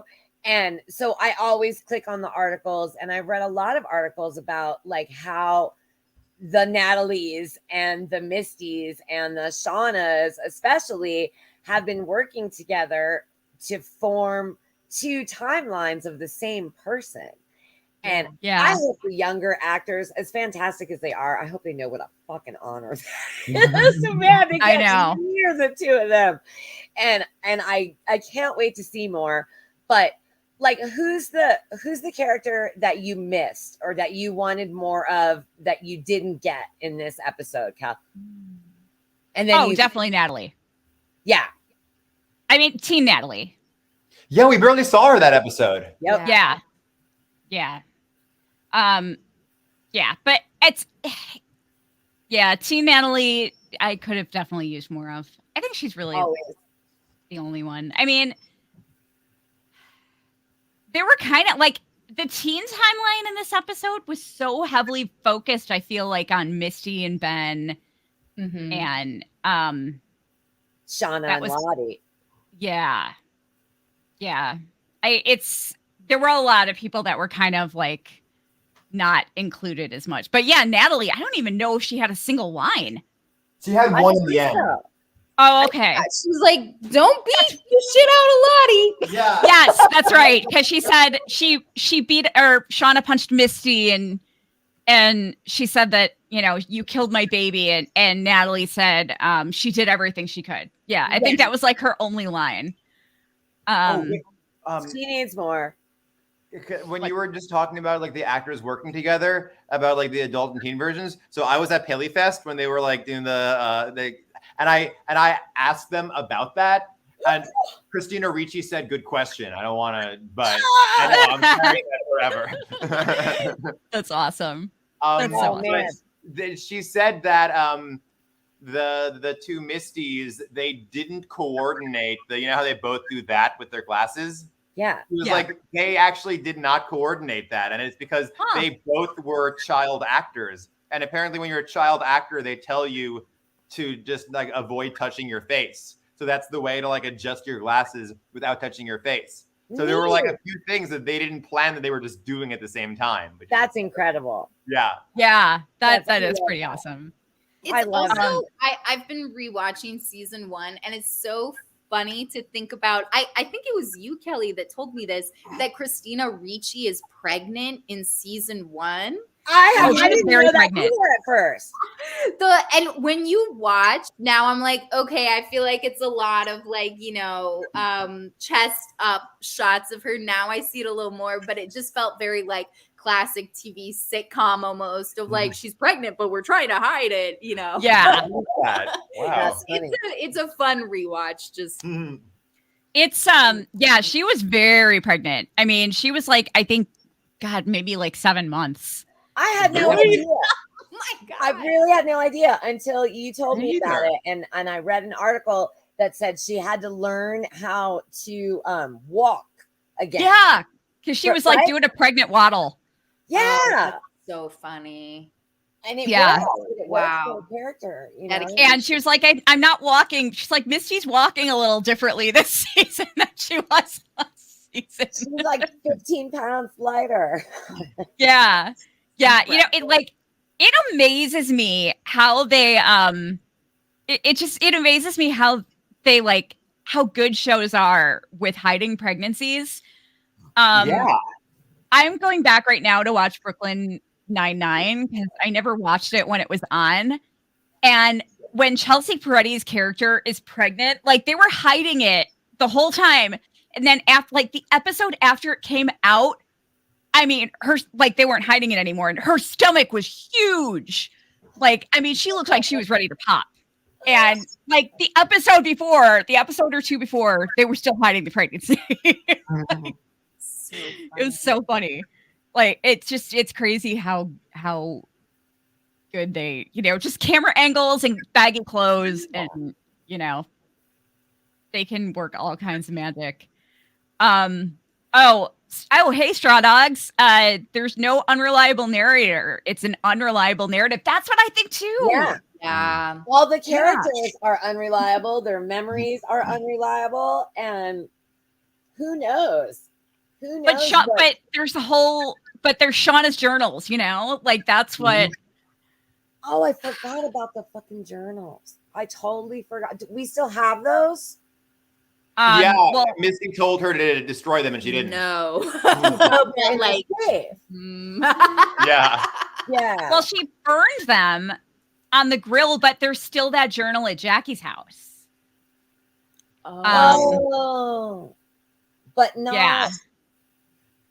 But Jackie's journal isn't from the wilderness, though. Yeah, it is because we saw. Remember when they were doing? I think it was episode 2 or 3, maybe. They were doing the MASH game, and that was same. Yeah, that was the same results that were in the journal. The journal that we thought was Jackie's journal, but so we now know that it's really Shauna's journal. Okay. Because Jackie wasn't journaling in the wilderness. Right. No. I think it also references movies that hadn't come out yet. Mm-hmm. Yeah, right. Exactly. So that was Shauna's journal, and she kept it at Jackie's house for what reason? I have no idea. Well, they've been back every year for her birthday, so maybe she stashed it there for safekeeping. Yeah. Who knows? Oh, yeah. She does anything. Miss Kelly, I thought about this too. I still think that she keeps something from the wilderness in her car. Yes, because she was so she got so panicked about the van. Oh, and yeah. She was like, my purse is in there. I've got some cross trainers and Mr. Schwoozums. Yeah. And I'm like, there's got to be something else in there. I feel like we really, especially if we're gonna see Detective Murder He Wrote next episode potentially, I feel like we haven't seen the last of that car incident because they did play it in flashbacks 2 episodes ago. Yeah. And there wasn't really, or not flashbacks, in previously on. And there wasn't that much of a payoff to the car being stolen. So I feel like it's going to come back around still. I thought that's really good noticing that, you guys, because I just thought that she was grasping at straws and just lying and making everything seem important to give her an excuse of what she did. Yeah, me too. Could be. You guys, in the trailer. Yeah. I don't know if you noticed this, but in the trailer, there's a scene where you see the portrait on the wall of the Sudeikis, and it's covered in blood. Oh my god, I haven't seen the trailer. No, me either. Oh. So it's I'm talking about the season trailer, not like the preview for next week. But okay, yeah, so there's I haven't seen that yet. Mm-hmm. So I don't know. That's really curious. I'm a little nervous about that. Yeah. Chloe says, let's sacrifice Callie in the current timeline to save Van. I'm not opposed. We don't really need Callie, but yeah. She's pretty redeeming in the last couple episodes, but it's still all her fault if they found something. Yeah. Oh, Jemima just said the preview for episode 8 has the shot of the blood on the family portrait too. Oh no. Oh my god. Oh, hey Gabby. What's up? Hey Mandolin. Yeah, oh my god. I'm scared. Like I don't want anything. I hope like I don't want anything to happen to Callie. As long as nothing happens to Jeff. I'm worried. Yeah. Worried about my Jeff. Nathaniel, I'm gonna like if anything happens to Jeff, I'm gonna be like burning a candle for you. Thank you. Like we were I will be in all black next week. like we were saying, if the wilderness, comes back like Hellraiser style or something, when they're all together, then wouldn't Jeff be like the first target because he is also good and pure for the most part, and you know what I mean? Yeah, they're definitely. Oh my God, thank you. And also, they're all gonna make out with him again. Everyone's gonna make out with Jeff, and then you put a pine cone in his mouth, like Travis. Yeah. Yeah. Oh my God. No. Jeff Hive, stand up. Yeah. Yes. Well, what's funny is that the only other couple things that I've seen, what's the actor's name that plays Jeff? Warren Cole. Yes. I've only ever seen him kind of play a douche. Yeah. So, and Jeff seemed like a douche at first when we thought he was going to get there. Right? Like teenage Jeff is kind of a douche. He's fucking the best friend. And that's, they're both equally as guilty and, what have you. But, and then they grow up a little bit and then he's like just so adorably proud to once have been homecoming king. Yeah. Like that was the most important shit that ever happened to him, even before, more important than his wedding.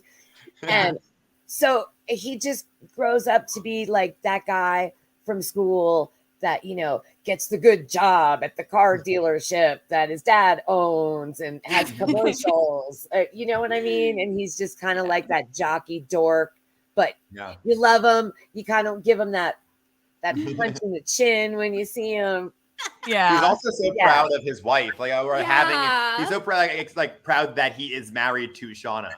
I know. It was, let me tell you, being on social media during season 1 was really hard because I was rooting for Jeff because everyone was talking about like what an asshole he was for having an affair. I'm like, the minute I saw him with Bianca, I'm like, that does not look like two people who are sleeping with each other. Right. Yeah. And I was like, no, he's not having an affair. It's something else. It's so funny that he put his blackmailer in his contacts by her first name. Yeah. And so Jeff, you're like, that's her name. That's what you're going in as. Yeah. I loved his line when she was like, I saw you coming out of the hotel with Bianca. And he's like, I'm scared of her.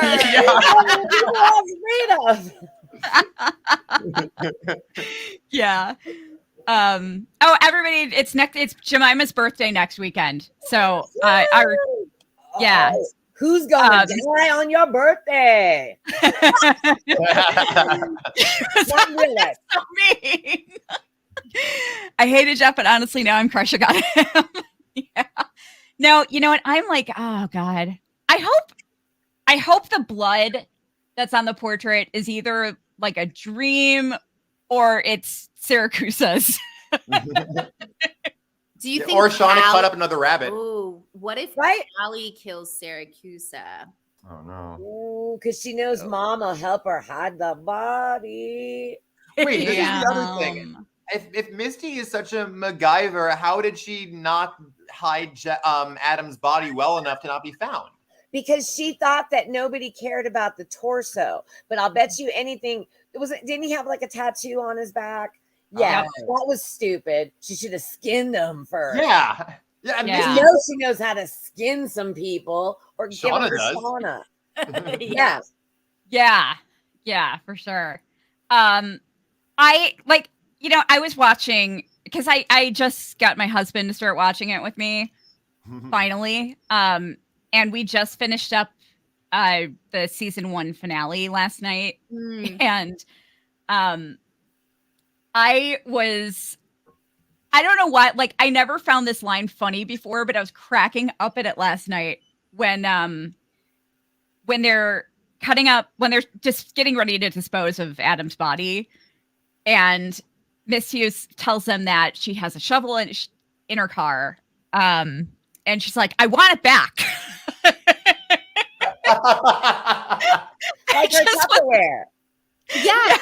Oh my God, the Tupperware. What are you planning on bringing leftovers? The punch kit too. She was like, and I can get that back from you. Again, very relatable, because I'm like, if someone gets my glass Tupperware, like, you bet I want that back. Yeah. Colors. Yes. I wasn't even thinking about that in that situation. She's ready, ready to ask for it back. Also, another way she can communicate with people longer. Exactly. Yeah. Exactly. Yeah, totally. I need that mustache cop to die so bad. Yeah, fuck that guy. That's not even his real name. Yeah. Oh God, I can't No, I think that is his real name. Not to say fuck that guy. Yeah. He's just Murder, She Wrote to me. That's what I'm calling. I'm just calling him Murder, She Wrote. For me, he's just Drew from Search Party still. Yeah. For me, he's buying underage girls' booze at a bar. Yes. And should lose his badge. Yes, exactly. Yeah, Bunny Oh, Blake, or what if it's like Kool-Aid, or or dinner. From the Kool-Aid kit that Misty gave her. Right? Yeah, the punch kit. The punch kit, yeah. That's it. Yeah, it's the punch kit. That's So they can have a punch totally party. it. Yeah, it could be tricky. I don't trust these writers, man. Like I'm excited that I've been right a couple times, but I don't trust them, especially like if I was one of the writers and I knew that people were going in this crazy in the fandom, and I would read all the guesses and compare it. Like maybe somebody guessed something that's better than what I wrote. Oh, yeah. Right? Like, or if 90% of what I'm reading guessed this outcome, we better change that. Yeah, but let me tell you, nothing. Yeah. Let me tell you though, there was a fanfic written several years ago, a Walking Dead fanfic that was in, like, I don't know. There are a couple of really interesting sci-fi fanfics that I've read. I don't really get into the fanfic very much, but there was a fanfic, a Walking Dead fanfic that was posted years ago that had a character named Leah in it. And basically in season 10 of The Walking Dead, there was a character named Leah that had like almost the same story. Wow. As in this fanfic. I hope they got paid for it. I mean, if you're gonna Right. steal that shit, I yeah, hope we're right. striking with the writers right Yeah. now. Yeah, exactly. I think oh my God, Island Chocolate. I hope. I don't think so. Because I think what like Walter kind of figured everything out that Misty was involved in and still wanted to meet her and still really digs her. So but like, who is Walter? That he's very convenient, but I don't think he's gonna tip the cops off. I think that it's just gonna be the tattoo. Now, why Misty MacGyver didn't realize, because you can match. It's the first thing when they show missing people that are Jane Doe, they show their tattoos on the news. So yeah, they just should have known about that. I feel like. So what is up with Misty? Like, she's so smart and she's dropped the ball twice now. She dropped the ball with not thinking about whether or not he had tattoos, and she dropped the ball with Lottie being in a cult. What were you saying? Like she had no idea where Lottie was. No. So that was Saying that Adam's mother, she's friends with. I mean, that one was a little, I guess less of a hard, flub. But I do like that they didn't just make her like a perfect, like Batman, totally competent, like Yeah. It does make her more human. That like she's not, she's not a superhero. Yeah. Or Yeah. villain. Like because then we get great moments like when she was downvoting Walter's post so furiously. Yeah. She's like, no. Yeah. That was actually hey, Carrie. in the show, though. How did Walter know downvotes are anonymous? How did Walter know she was the one downvoting him? I don't know. That's a good question. I don't know. Maybe he's one of those people. Like, I got a friend, Cindy. Hi, Cindy, if you're watching. Love you, mamas. And happy Mother's Day, everyone that affects. Or I guess you have to say stuff like that now. But and now I'm off so Cindy, why was I talking about Cindy, you guys? Downvoting? Yes. Oh, yeah. He's one of those, love you guys, that's for helping my weed smoking brain. She can trace like the IP address, and she is forever like, posting racy stuff, and she's got like 6 accounts. I won't give you away though. And but like there'll be different IP addresses from the same computer. And like that's like the movie Hackers to me. That shit just goes right over my head, and I just picture her sitting behind a laptop just and coding and stuff. But so I thought automatically that Walter could trace it, and he just knew so much about her, and she even just had her like online, citizen detective handle or whatever, but he knew as much about her as she knew about him. Yeah. So maybe, possibly, and, kind of pinpointed it from there. Yeah. Yeah, that makes sense. Carrie, that's exactly what I said about Adam's skin. That's just right. That's a good point. I hadn't thought of that. Yeah. But there's no way they would know it, like, if it was him. I don't know. Mandolin says, oh yeah, I've seen you guys talk about this. Mandolin. Fayfire and I have a theory. Walter is pulling some strings and is a mysterious benefactor like Miss Havisham. It has a hashtag. What's that? And it has a hashtag. Yeah. I love it. Brilliant hashtag. Maybe. It's also interesting to me. I keep thinking about Misty being like, they're asking the wrong questions about the moon landing. I love that. Great line. And also I'm like curious because to me, I'm like, okay, then she's kind of into conspiracy theories. And we saw Nat in season 1 watching like a UFO show. So I'm like, oh, that's interesting to me that maybe they're kind of like alien abduction. Also, I kind of understand with like all the weird stuff in the woods. I'm like, it feels like a little like they're open to like conspiracy theories, which makes me agree with Fayfire and Mandolin 523 that I'm like, maybe we haven't heard the end of like, oh, I don't work, I just have money because of a lawsuit. I'm like, well, like, can we really? Well, let me see. Let me watch that video. Yeah, believe it. I can't. That was so funny. It's like here, it's right on YouTube. Never trust super rich people. No. Just don't. Just don't. I don't want to be friends with anyone that could buy and sell me. Right. Hey guys, just a reminder. Post a cat face emoji, any of the cat faces emoji, not in the live chat here, but on the comments. And you'll get extra entries for the jacket giveaway. Just a reminder. So, and make sure you like the video and make sure you subscribe. I'm only 30 subs away from monetizing. That's Whoa, nice. Oh my 30. gosh.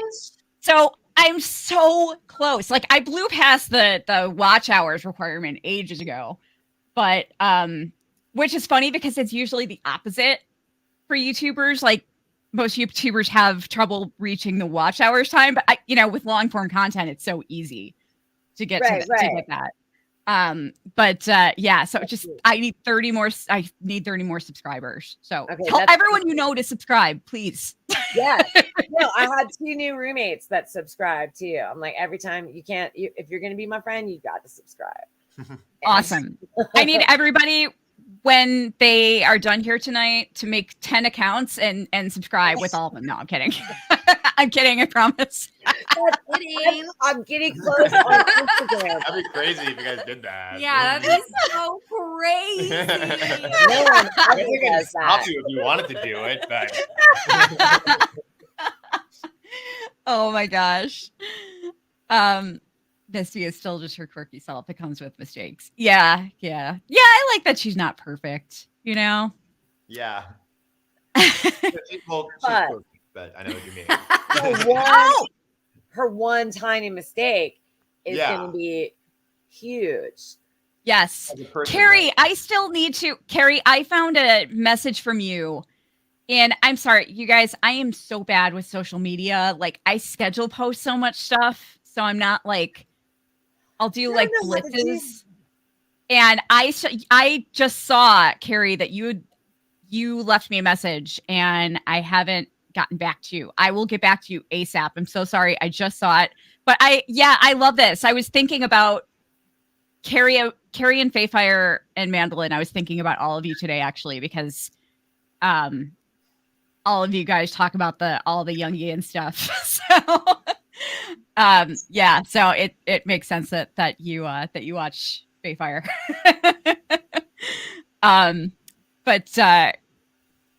Anyway, sorry, I got off track here. Volleyball, I'll just make 30 accounts. I love it. Yeah, I have the crazy ADHD hyper girl Faye allows in her circle. And what are we?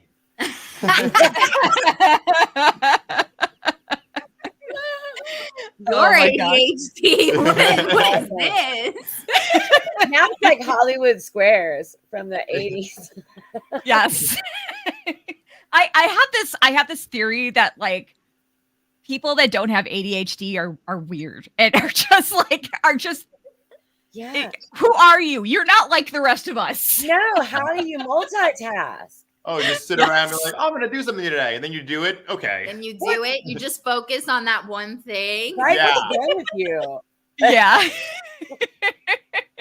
Are you happy you got that one thing accomplished? I don't understand. Time every day. I don't understand neurotypicals, man.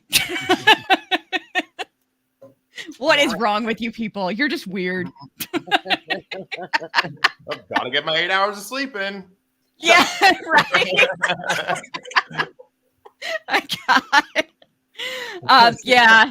Mine's more like 2 and then like 11. Yeah. That tracks. Oh my God. God, so like what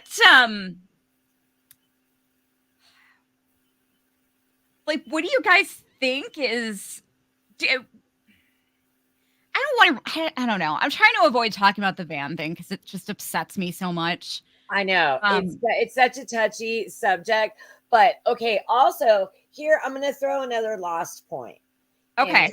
For those of you that didn't see Lost, there was something like a perfect example is there's something about this island, right?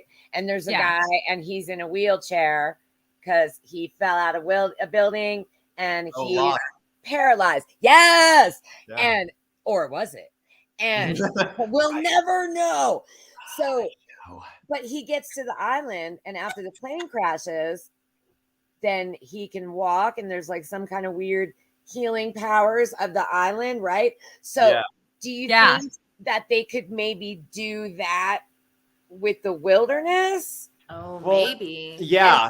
I don't know. I just with everything going on and all the other deep dives into all the characters, and not to knock it, Yeah. I was just very surprised at Yeah. the heavy addition.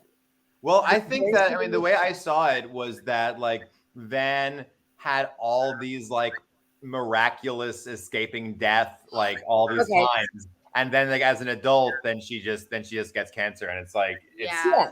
you know, she cheated death so many times. Right. And then this thing happens to you that you just like can do everything right and you can't avoid, and it can still happen. Right. So- Then you become Lieutenant Dan in Forrest Gump screaming at God in the storm. And you know what I mean? So I thought Right. I thought it was sort of fitting for a character that like this like tragic thing would happen to the person who made all these like escapes from death in the woods. Right. But maybe Yeah. thank you, Faye Fire. I think so. Maybe that is the reason that they added the big C, because anything else would have kind of just been like the preacher in the backyard tent saying you're healed. You Oh know, yeah. Not that that's not real, but you understand my point. Yeah. So I want to see I more of that. also Wilderness Van's dialogue that this past episode seemed very unlike her. Yes. Yeah, It was I noticed very that. I guess I even commented on it, right? Yeah, it was very sobering. It just did not seem like her. I was kind of like, okay, if I was a writer, what is the point? Like, I'm like, Yeah. is it that even like the most hopeful person, Van, is becoming hopeless? Which I'm like, I don't know. I feel like it is setting up something for her adult life, because the fact that young Van is asking this question of like, I survived all these things, what is it for? It's like, then you mean she's gonna get cancer and that's it? Like, I just don't think that's the type of show Yellowjackets is. I feel like the payoff is coming in her adult life. You know what I mean? Yeah. I hope so. I think that It's a good take. I don't think I really don't think she's gonna die. Oh, okay. Systemic lupus is also known as the wolf bite.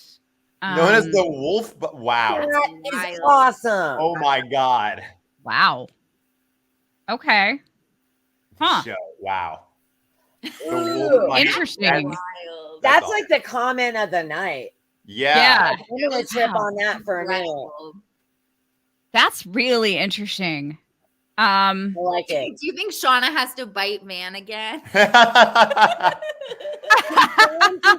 getting bitten. Just stop biting Van. I want a t-shirt. Cal, will you make me a t-shirt, Kelly, that says "Stop biting Van"? Yes. Yes, I will. I know. I totally will. I will make it tonight. Heck yeah. Heck yeah. I'll make it tonight and send you the link to buy it. Okay, awesome. Awesome. Even the t-shirt could have like in the back of the writing, you could have like Van scars. Oh yeah. Yeah, Right? that's a good idea.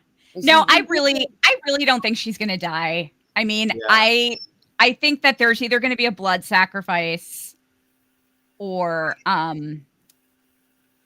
there's either gonna be a blood sacrifice or like they're gonna go back to the wilderness and I think they're gonna go back. I had that feeling. No, they have to go back. I agree. But we have to know. And like when they do go back, are they gonna bungee jump? Is somebody gonna airlift one of them? Because I really fucking need one of them to be like, yo, look at the shape of Lottie's compound. And I feel like Lottie doesn't maybe know that. Yeah. Right. Yeah, I wonder like how I guess they drove. I'm like, I wonder if they're gonna take like a helicopter or something. I could see Lottie having like a helicopter. I like that. I like that because they have to have it. They have to have a scene where everybody is seeing that. Because something's got to really convince Thaisa. Because remember, her alter had been gone as a teenager. But as of last week, it was like in full force. And the Right. author really likes Van. She wants Van back in a big bad way. Well, because I think the bad one for Thaisa, like, will do immoral things to get what regular Thaisa wants, right? Right. But she Ooh, also- okay. That's a good take. Yeah. Yeah, she very. tried to get like Sammy back with that, and then she saved herself from election. the wolves. Yeah, so I think it's like Yeah. stuff that like Van wouldn't want to do, but it's stuff she'd want to get. And they better bring Sammy back soon because that actor is what, like 10, and they grow like weeds. So Yeah. if they use the same actor, by the time they bring him back, he's going to be like 5'8". Yeah, 2 He could weeks be later, shaving. he's like 2 feet taller. Yeah. It's like, hey, mom, what's up? Yeah. In the principal's office, Sammy. He's gonna be shaving and running a bar. Oh my god. How did I love this exchange here. How did Shauna get to the compound before Misty? That was some season 7 Game of Thrones type travel speed. And right afterwards, don't underestimate the minivan. That's why she wanted it back so bad. Yeah. Yeah. It's like the Back to the Future minivan instead of the DeLorean. Right? I swear to God, if they start time traveling, I'm going to be pissed. I know, me too. I don't want any like alternate timelines or time traveling or whatever. I don't I don't see want that the happening. timelines to communicate. No, and if the writers are watching and they are going to do it, you better make it good. Or change it. That can be edited. Or change it now. Yeah. No, I really don't see them doing that. But oh man, like I don't know. They're gonna do something. You know what? I'm honestly starting to feel like I'm starting to feel like Ben actually might have made it out of the wilderness. Whoa. That would be a I cool can't believe I'm surprise. hearing this from you, Kelly. As much as why are you saying that? My mind is like racing here as I'm talking about other things, and all of a sudden this just like other storylines start popping in my head, and I just blurt them out. I don't know if I can even like properly articulate the thinking that got me onto this, but They basically all survive, if that's true. I feel like, you know, if they're going to be hunting each other, I feel like they're either going to just be like, all right, Ben, you don't fit in here anymore. We're just going to kill you. Or either that, I think it would either have to be like, either that would happen or they would take care of him. And like, I mean, because when we saw the Cannibal Council, we didn't see anyone limping around on crutches, you know? I mean, we saw everyone seemed to have 2 legs. Yeah. You know, he could just be resting cozy in the cabin and He's taking a nap, and this is like, I mean, they can't hunt him. So they're going to either have to kill him or just leave him alone. Yeah. I That's wonder true. if maybe Lottie will send him. I think Lottie is really like Javi's friend. I wonder if Lottie is gonna send him where Javi went, and he'll be in kind of like a safe space. I like that. I like that. Yeah, and Ben's the only one that Javi talked to. Like, Also, Yes. Nathaniel and I in season 1, I was talking about, I'm like, what if they did? I was thinking this was Shauna's baby way, way back of being like, what if people leave, but then they purposefully leave someone behind or say that they're dead? And I'm like, I wonder if maybe they do that to him. Or something kind of similar where it's like, okay, fine, you're not going to be part of this, then don't be part of this. You can go here, but like when the plane comes and picks us up, we're getting on it and you're not on it. Type thing. oh my God. Okay. I always joke about like, you know, in the woods. Yeah. I always joke about this being an anti-Ben podcast, even though it's not. But I oh my God, I couldn't handle that. I couldn't handle that happening to him. Oh my God, could you imagine? I mean, That would be and fucked also up. because I'm like, there has to be something. Jessica's like, if you ate someone, like people would understand. So it's like, okay, hunting people, yeah, that's pretty bad. But Yeah. like, I think the thing that could be like really like completely damaging is like, oh yeah, this person who was completely fine. We just said F it, and you're stuck here still. That might be like really like the nail in the coffin for their. Oh, you're too good to eat this corpse. All right, you're too good to get on this team. Oh my God, you guys. Ben is the new cabin daddy. No, no, don't say that. Okay. So, yeah, I don't want to do the parallel timeline. Okay, this can't be an anti-Ben podcast anymore. No. I'm now on Team Ben. Does Cabin Daddy have both legs? Yeah. Yeah. Okay. I was like, Well, no, not yeah, another last time. Oh I my thought God. before this season that my season 2 prediction that was immediately disproven was that Lottie never left the woods, and they all left, and then she was like running her cult like out of the woods or something. I thought about that too. That's Interesting. yeah. And then the first scene, I was like, oh, okay, it's not that. Oh, all right. I was because I thought we were really onto something. I was like, and Lottie's raising Shauna's baby. Oh yeah. Pamela had that part. Because wait, what is Shauna say to Jeff? I'll train my baby to be an assassin and come and kill you. Yeah. I was totally on board with those exact theories before. Like, a lot of it though was that I saw some leaked scenes that like that we haven't seen in season 2. That were like Lottie talking to her therapist, but they were like totally different conversations. And she was talking about Travis. And she was talking about like Travis coming to see her at the center. Oh. And then she mentioned something about a Reclaiming Your Past workshop. So I when I saw that, I was like, oh, Reclaiming Your Past. Okay, the center. All right, she's running a cult out of that area now. Yeah. But yeah, so I was totally on board for that. But yeah, I was kind of bummed that wasn't the case, actually. I still need more adult Travis flashbacks. Yeah. I want to see more. Yeah. That actor was really good too. So good. He really was. I still really wanted it to be Alcide, the guy that plays Alcide from True Blood. Joe Manganiello. Yeah. Maybe the season ends with the survivors returning to the cabin. Yeah, that would be crazy.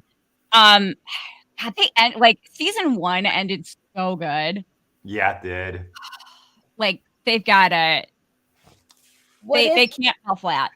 What if the wilderness is like a Bermuda Triangle type deal, and when they return to the cabin, they're not alone, or like there's another plane crash or something? Who knows? I want more witchy shit though. I'm still waiting. I'm still waiting to find out that Taissa caused the crash, because I can't. It's driving me nuts that Van is sitting in the aisle seat and there's nobody next to her. Like, you would think that Ty would be next to her. Together. Well, maybe they were still keeping on the DL because they were in school, and then they just kind of were like, fuck it, now that we're in the wilderness, and who cares if one of these 30 people knows as opposed to 3,000. Right. But why was she sitting on the aisle seat though? You know what I mean? Like, maybe if she was just by herself, sleep across the entire row of seats. I don't know. Gets up to there you go.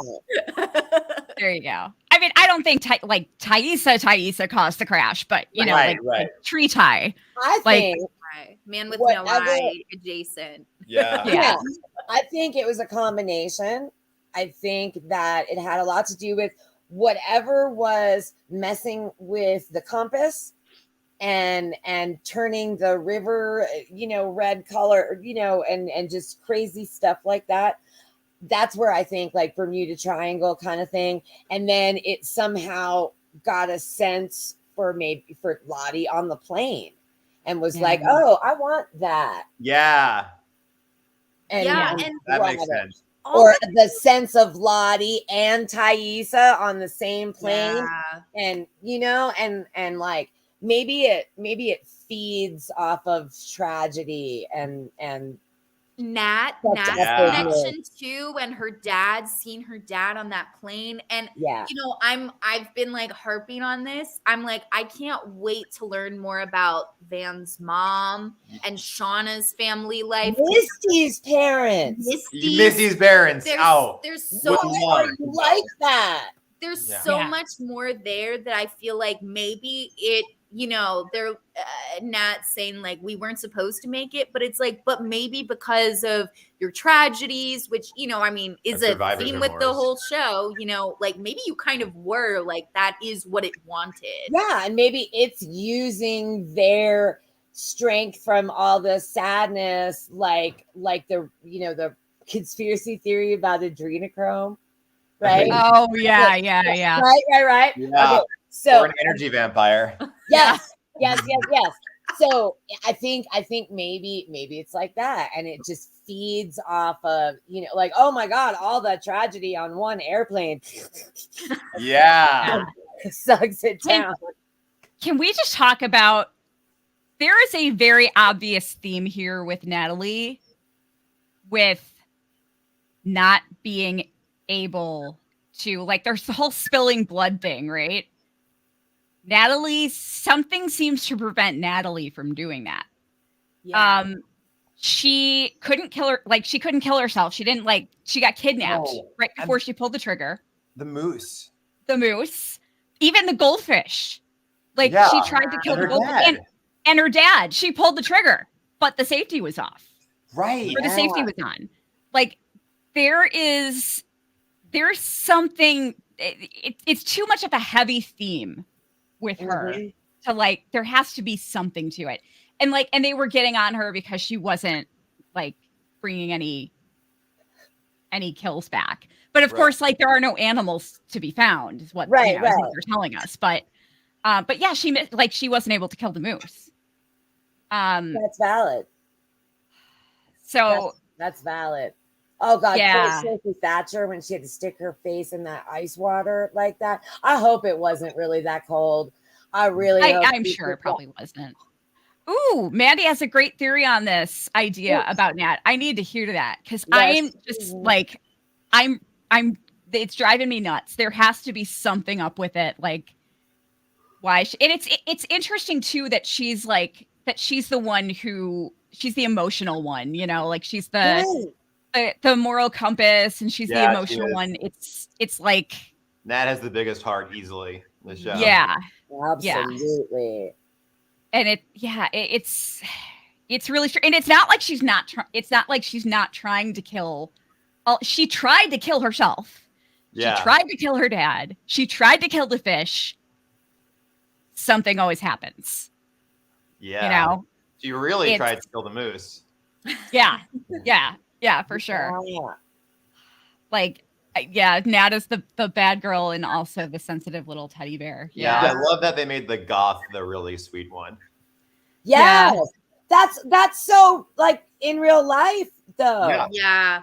You know what I mean? They look all mean and they wear like the guy liner and all the stuff, and their hair is like 8 inches tall. And I'm talking like 80s high school and stuff. Yeah. But there's always going to be, the goth kids, but they're always like the coolest people, and they just want to like draw and fucking listen to music and leave everybody alone. But, Right. Totally. I don't know. I see Faye Fire thinks Nat's a Scorpio. Mandolin thinks she's a Taurus. I don't know enough about astrology, but I don't know. I feel like Gemini. Natalie. Thais is a Gemini because she's 2. Yeah. Yes, that was good. Oh, she's a Libra. Scales. Oh, okay. Justice. Mm-hmm. That's me. Okay. That makes sense. Right? And she has to weigh everything out and be rational. Yeah. Yeah. Yeah. That Well, makes hello. sense. Wait, Straw Dog says they packed that many teenage girls on a plane. They were asking for No shit. No shit. Oh my God, that's so funny. Based on my friend group, yeah. When I was in high school, yeah.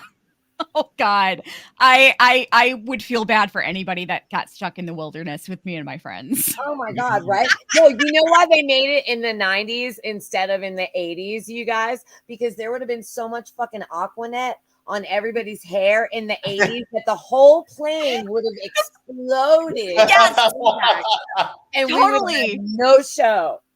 Yeah. Totally. Aquanet Now, and Aussie 30 spit. women with their head being like, my hair is all right. Yeah. They'd all be melted together. Oh no. Oh my God. No, you guys, now that I'm thinking about it, I'm thinking about the show and I'm thinking about my friends. Like, if we were in a plane crash and we crashed in the wilderness, I'm like, I could totally see us going from singing show tunes to hunting each other easily. Absolutely. And then back again. Yeah. Yeah, I'm relating to this show a little more every day. Every time the topic comes up, no matter what group I'm in, whatever group of friends I'm with will agree that I would die first in a horror movie. They always immediately come to that conclusion, and I'm like, we could discuss it first. Like Nathaniel's dying first, but who else? What else? Like, it's Yeah. always No, a big see, what's funny is everyone always thinks that about me, but then when I tell them what would really happen to me, they're like, oh yeah, no, you're totally right. I would be the one who I would get away before anybody else did, but I would die in my hiding spot. Oh, yeah. I feel that. I'm Yeah. like very season 2 White Lotus. I feel like my getaway, I would just be like do something cool and then like flub it. Oh yeah. And then be Yeah. like, oh, Pamela, well, actually, she died in this extremely lame way. And it's Yeah. like, For damn. avoiding dying in a cool way. Yeah. Yeah. Yeah, no, yeah, I'd probably be like, I'd be sitting, I'd find some like little underground bunker or something, and I'd be sitting in there all nice and safe. And I would miss the rescue team because I'd be like singing songs to myself. And so I would just die. You're trying to nail celebrity skin. You're like, damn, let me try it Yeah. one more time. And they're Yeah. like, anyone there? Yeah, and then the rescue team comes, and I'm like, oh my God, I can almost hear the people applauding. You'd be like Shauna in the end of the last episode. Why don't you hear them? Why don't Yes. you hear them applauding? Yes. Oh my God. Wait, let's talk about that line really quick. Why can't you hear him? It's driving me nuts that she looked into the camera when she said that. And I feel like it wasn't just I feel like it wasn't just a direction choice. I feel like they were making a statement about something like Okay. not they to broke- trust everything that we're seeing Yeah. or something. They broke you know? the fourth wall, as they say. Yeah. So I totally want to Shauna, when Oh. after baby dies. Oh. I thought it was just to freak us out. I was like, ah. Yeah. yeah. Or she or We like, would be in unison singing a version of Help by the Beatles. or I like I would the get to camera view, like that Shauna was looking into the camera. She was looking at whoever was standing right there is kind of how I took that. I didn't really take it as a fourth wall kind of thing. Yeah. Now I'm gonna have to rewatch it, of course. Yeah. me too. Yeah. Yeah. Of course. I feel like it's yeah, I felt it, but it's throwing me off because we're not seeing this past timeline from somebody else's perspective, from like one person's perspective. We're watching it as a typical viewer, like voyeuristic kind of way. Like we're watching these events as they happen. so that kind of throws me off if like, but it gave me very strong unreliable narrator vibes when she did that. Like that we're supposed to, that they're just making a statement about how like we shouldn't trust everything that we're seeing. Yes. I have the idea of them looking in the camera is them looking into themselves and their souls, dark shadows, and the true. That would actually go along with that would go really well with like what I noticed if the episode, I think it was Old Wounds, where Natalie and Lisa went to her house, and there was a part where Natalie was looking at the photos on the wall of Lisa and her mother, and the camera really focused in on Natalie's reflection in the photos. Yeah. So so that would actually like that would tie into there really well. Yeah. I see it as a thematic thing like that. Yeah. There's also like when she's looking, there's also that scene where that flashback of her and Travis where she's looking at the painting. And it almost looks like she's looking out at a real ocean scene at first. Oh, yeah. And I took that to be her on drugs. Yeah. That was my first read. But yeah, go ahead. Sorry. Yeah, no, I did too. But oh yeah, Straw Dogs. I could totally see this show breaking the fourth wall. Like, we are the Antler Queens. The Antler Queen is the viewer. That would be pretty awesome. Pay attention now, citizen detectives. Yes. Yeah. And it ties in with Carl Youngness. Yeah. Yeah, there has been a lot of stuff with reflections and Oops. Oh. Sorry about that. Lauren, did anyone notice in that scene with Nat that she has a heart tat on her shoulder? You know what? It's funny because like they didn't cover it up in season 1, but it was like you hardly saw it. You had to really struggle to see her heart tattoo that's like right here. But they've shown it. They've definitely shown it a lot more this season. Like you've seen it poking out a few times. Actor? Yeah. Okay. I think that's Juliette Lewis's real tattoo. Okay, then yeah. But yeah, you see it a lot more this time.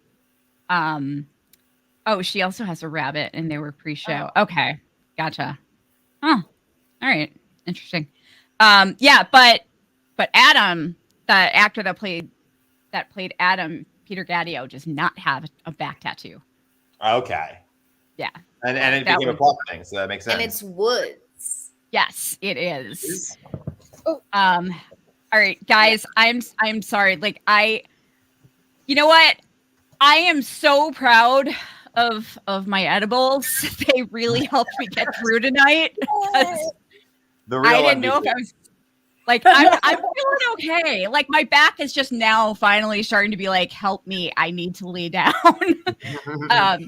Yeah, someone in the comments was like, you guys are so high. And I said to Nathaniel, I was like, us? I was like, we're not high.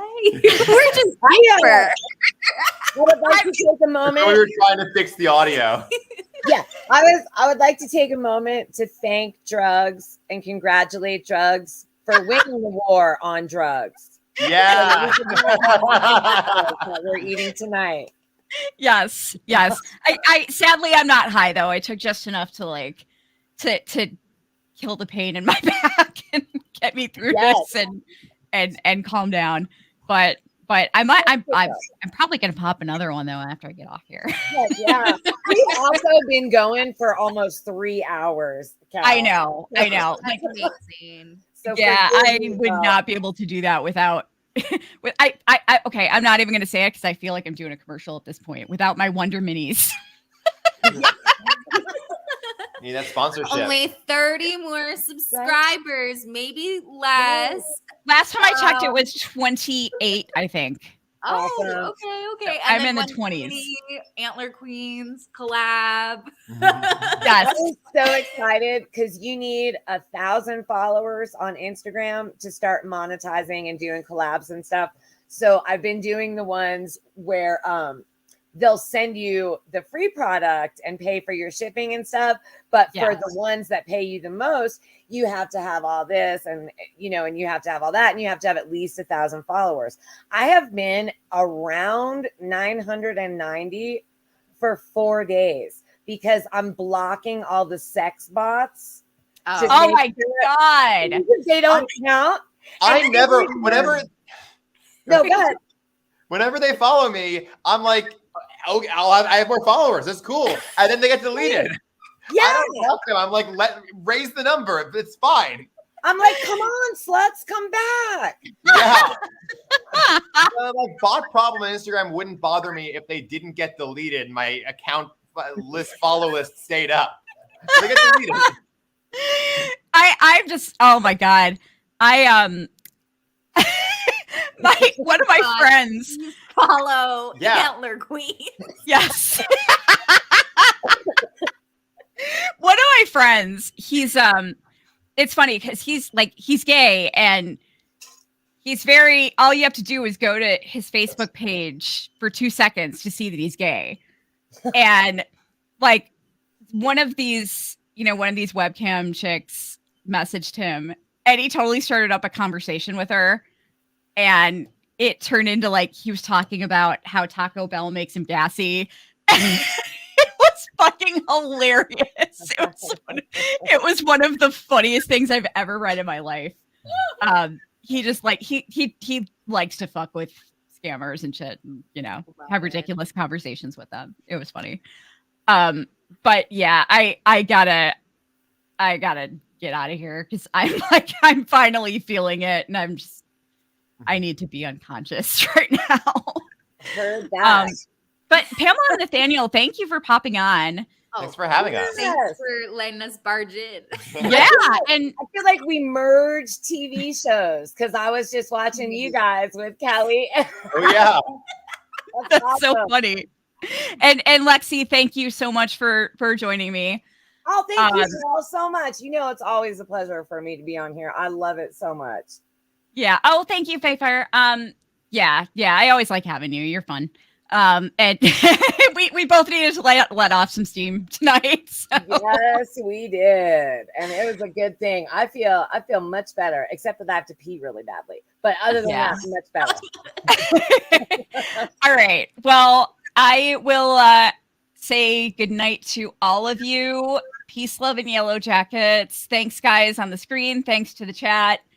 Thanks to the patrons. You guys were all awesome. And share my fundraiser if you can, please. It would Yes. It would really mean a lot to me. So, all right. Good night, everybody. Good night. Bye. Bye.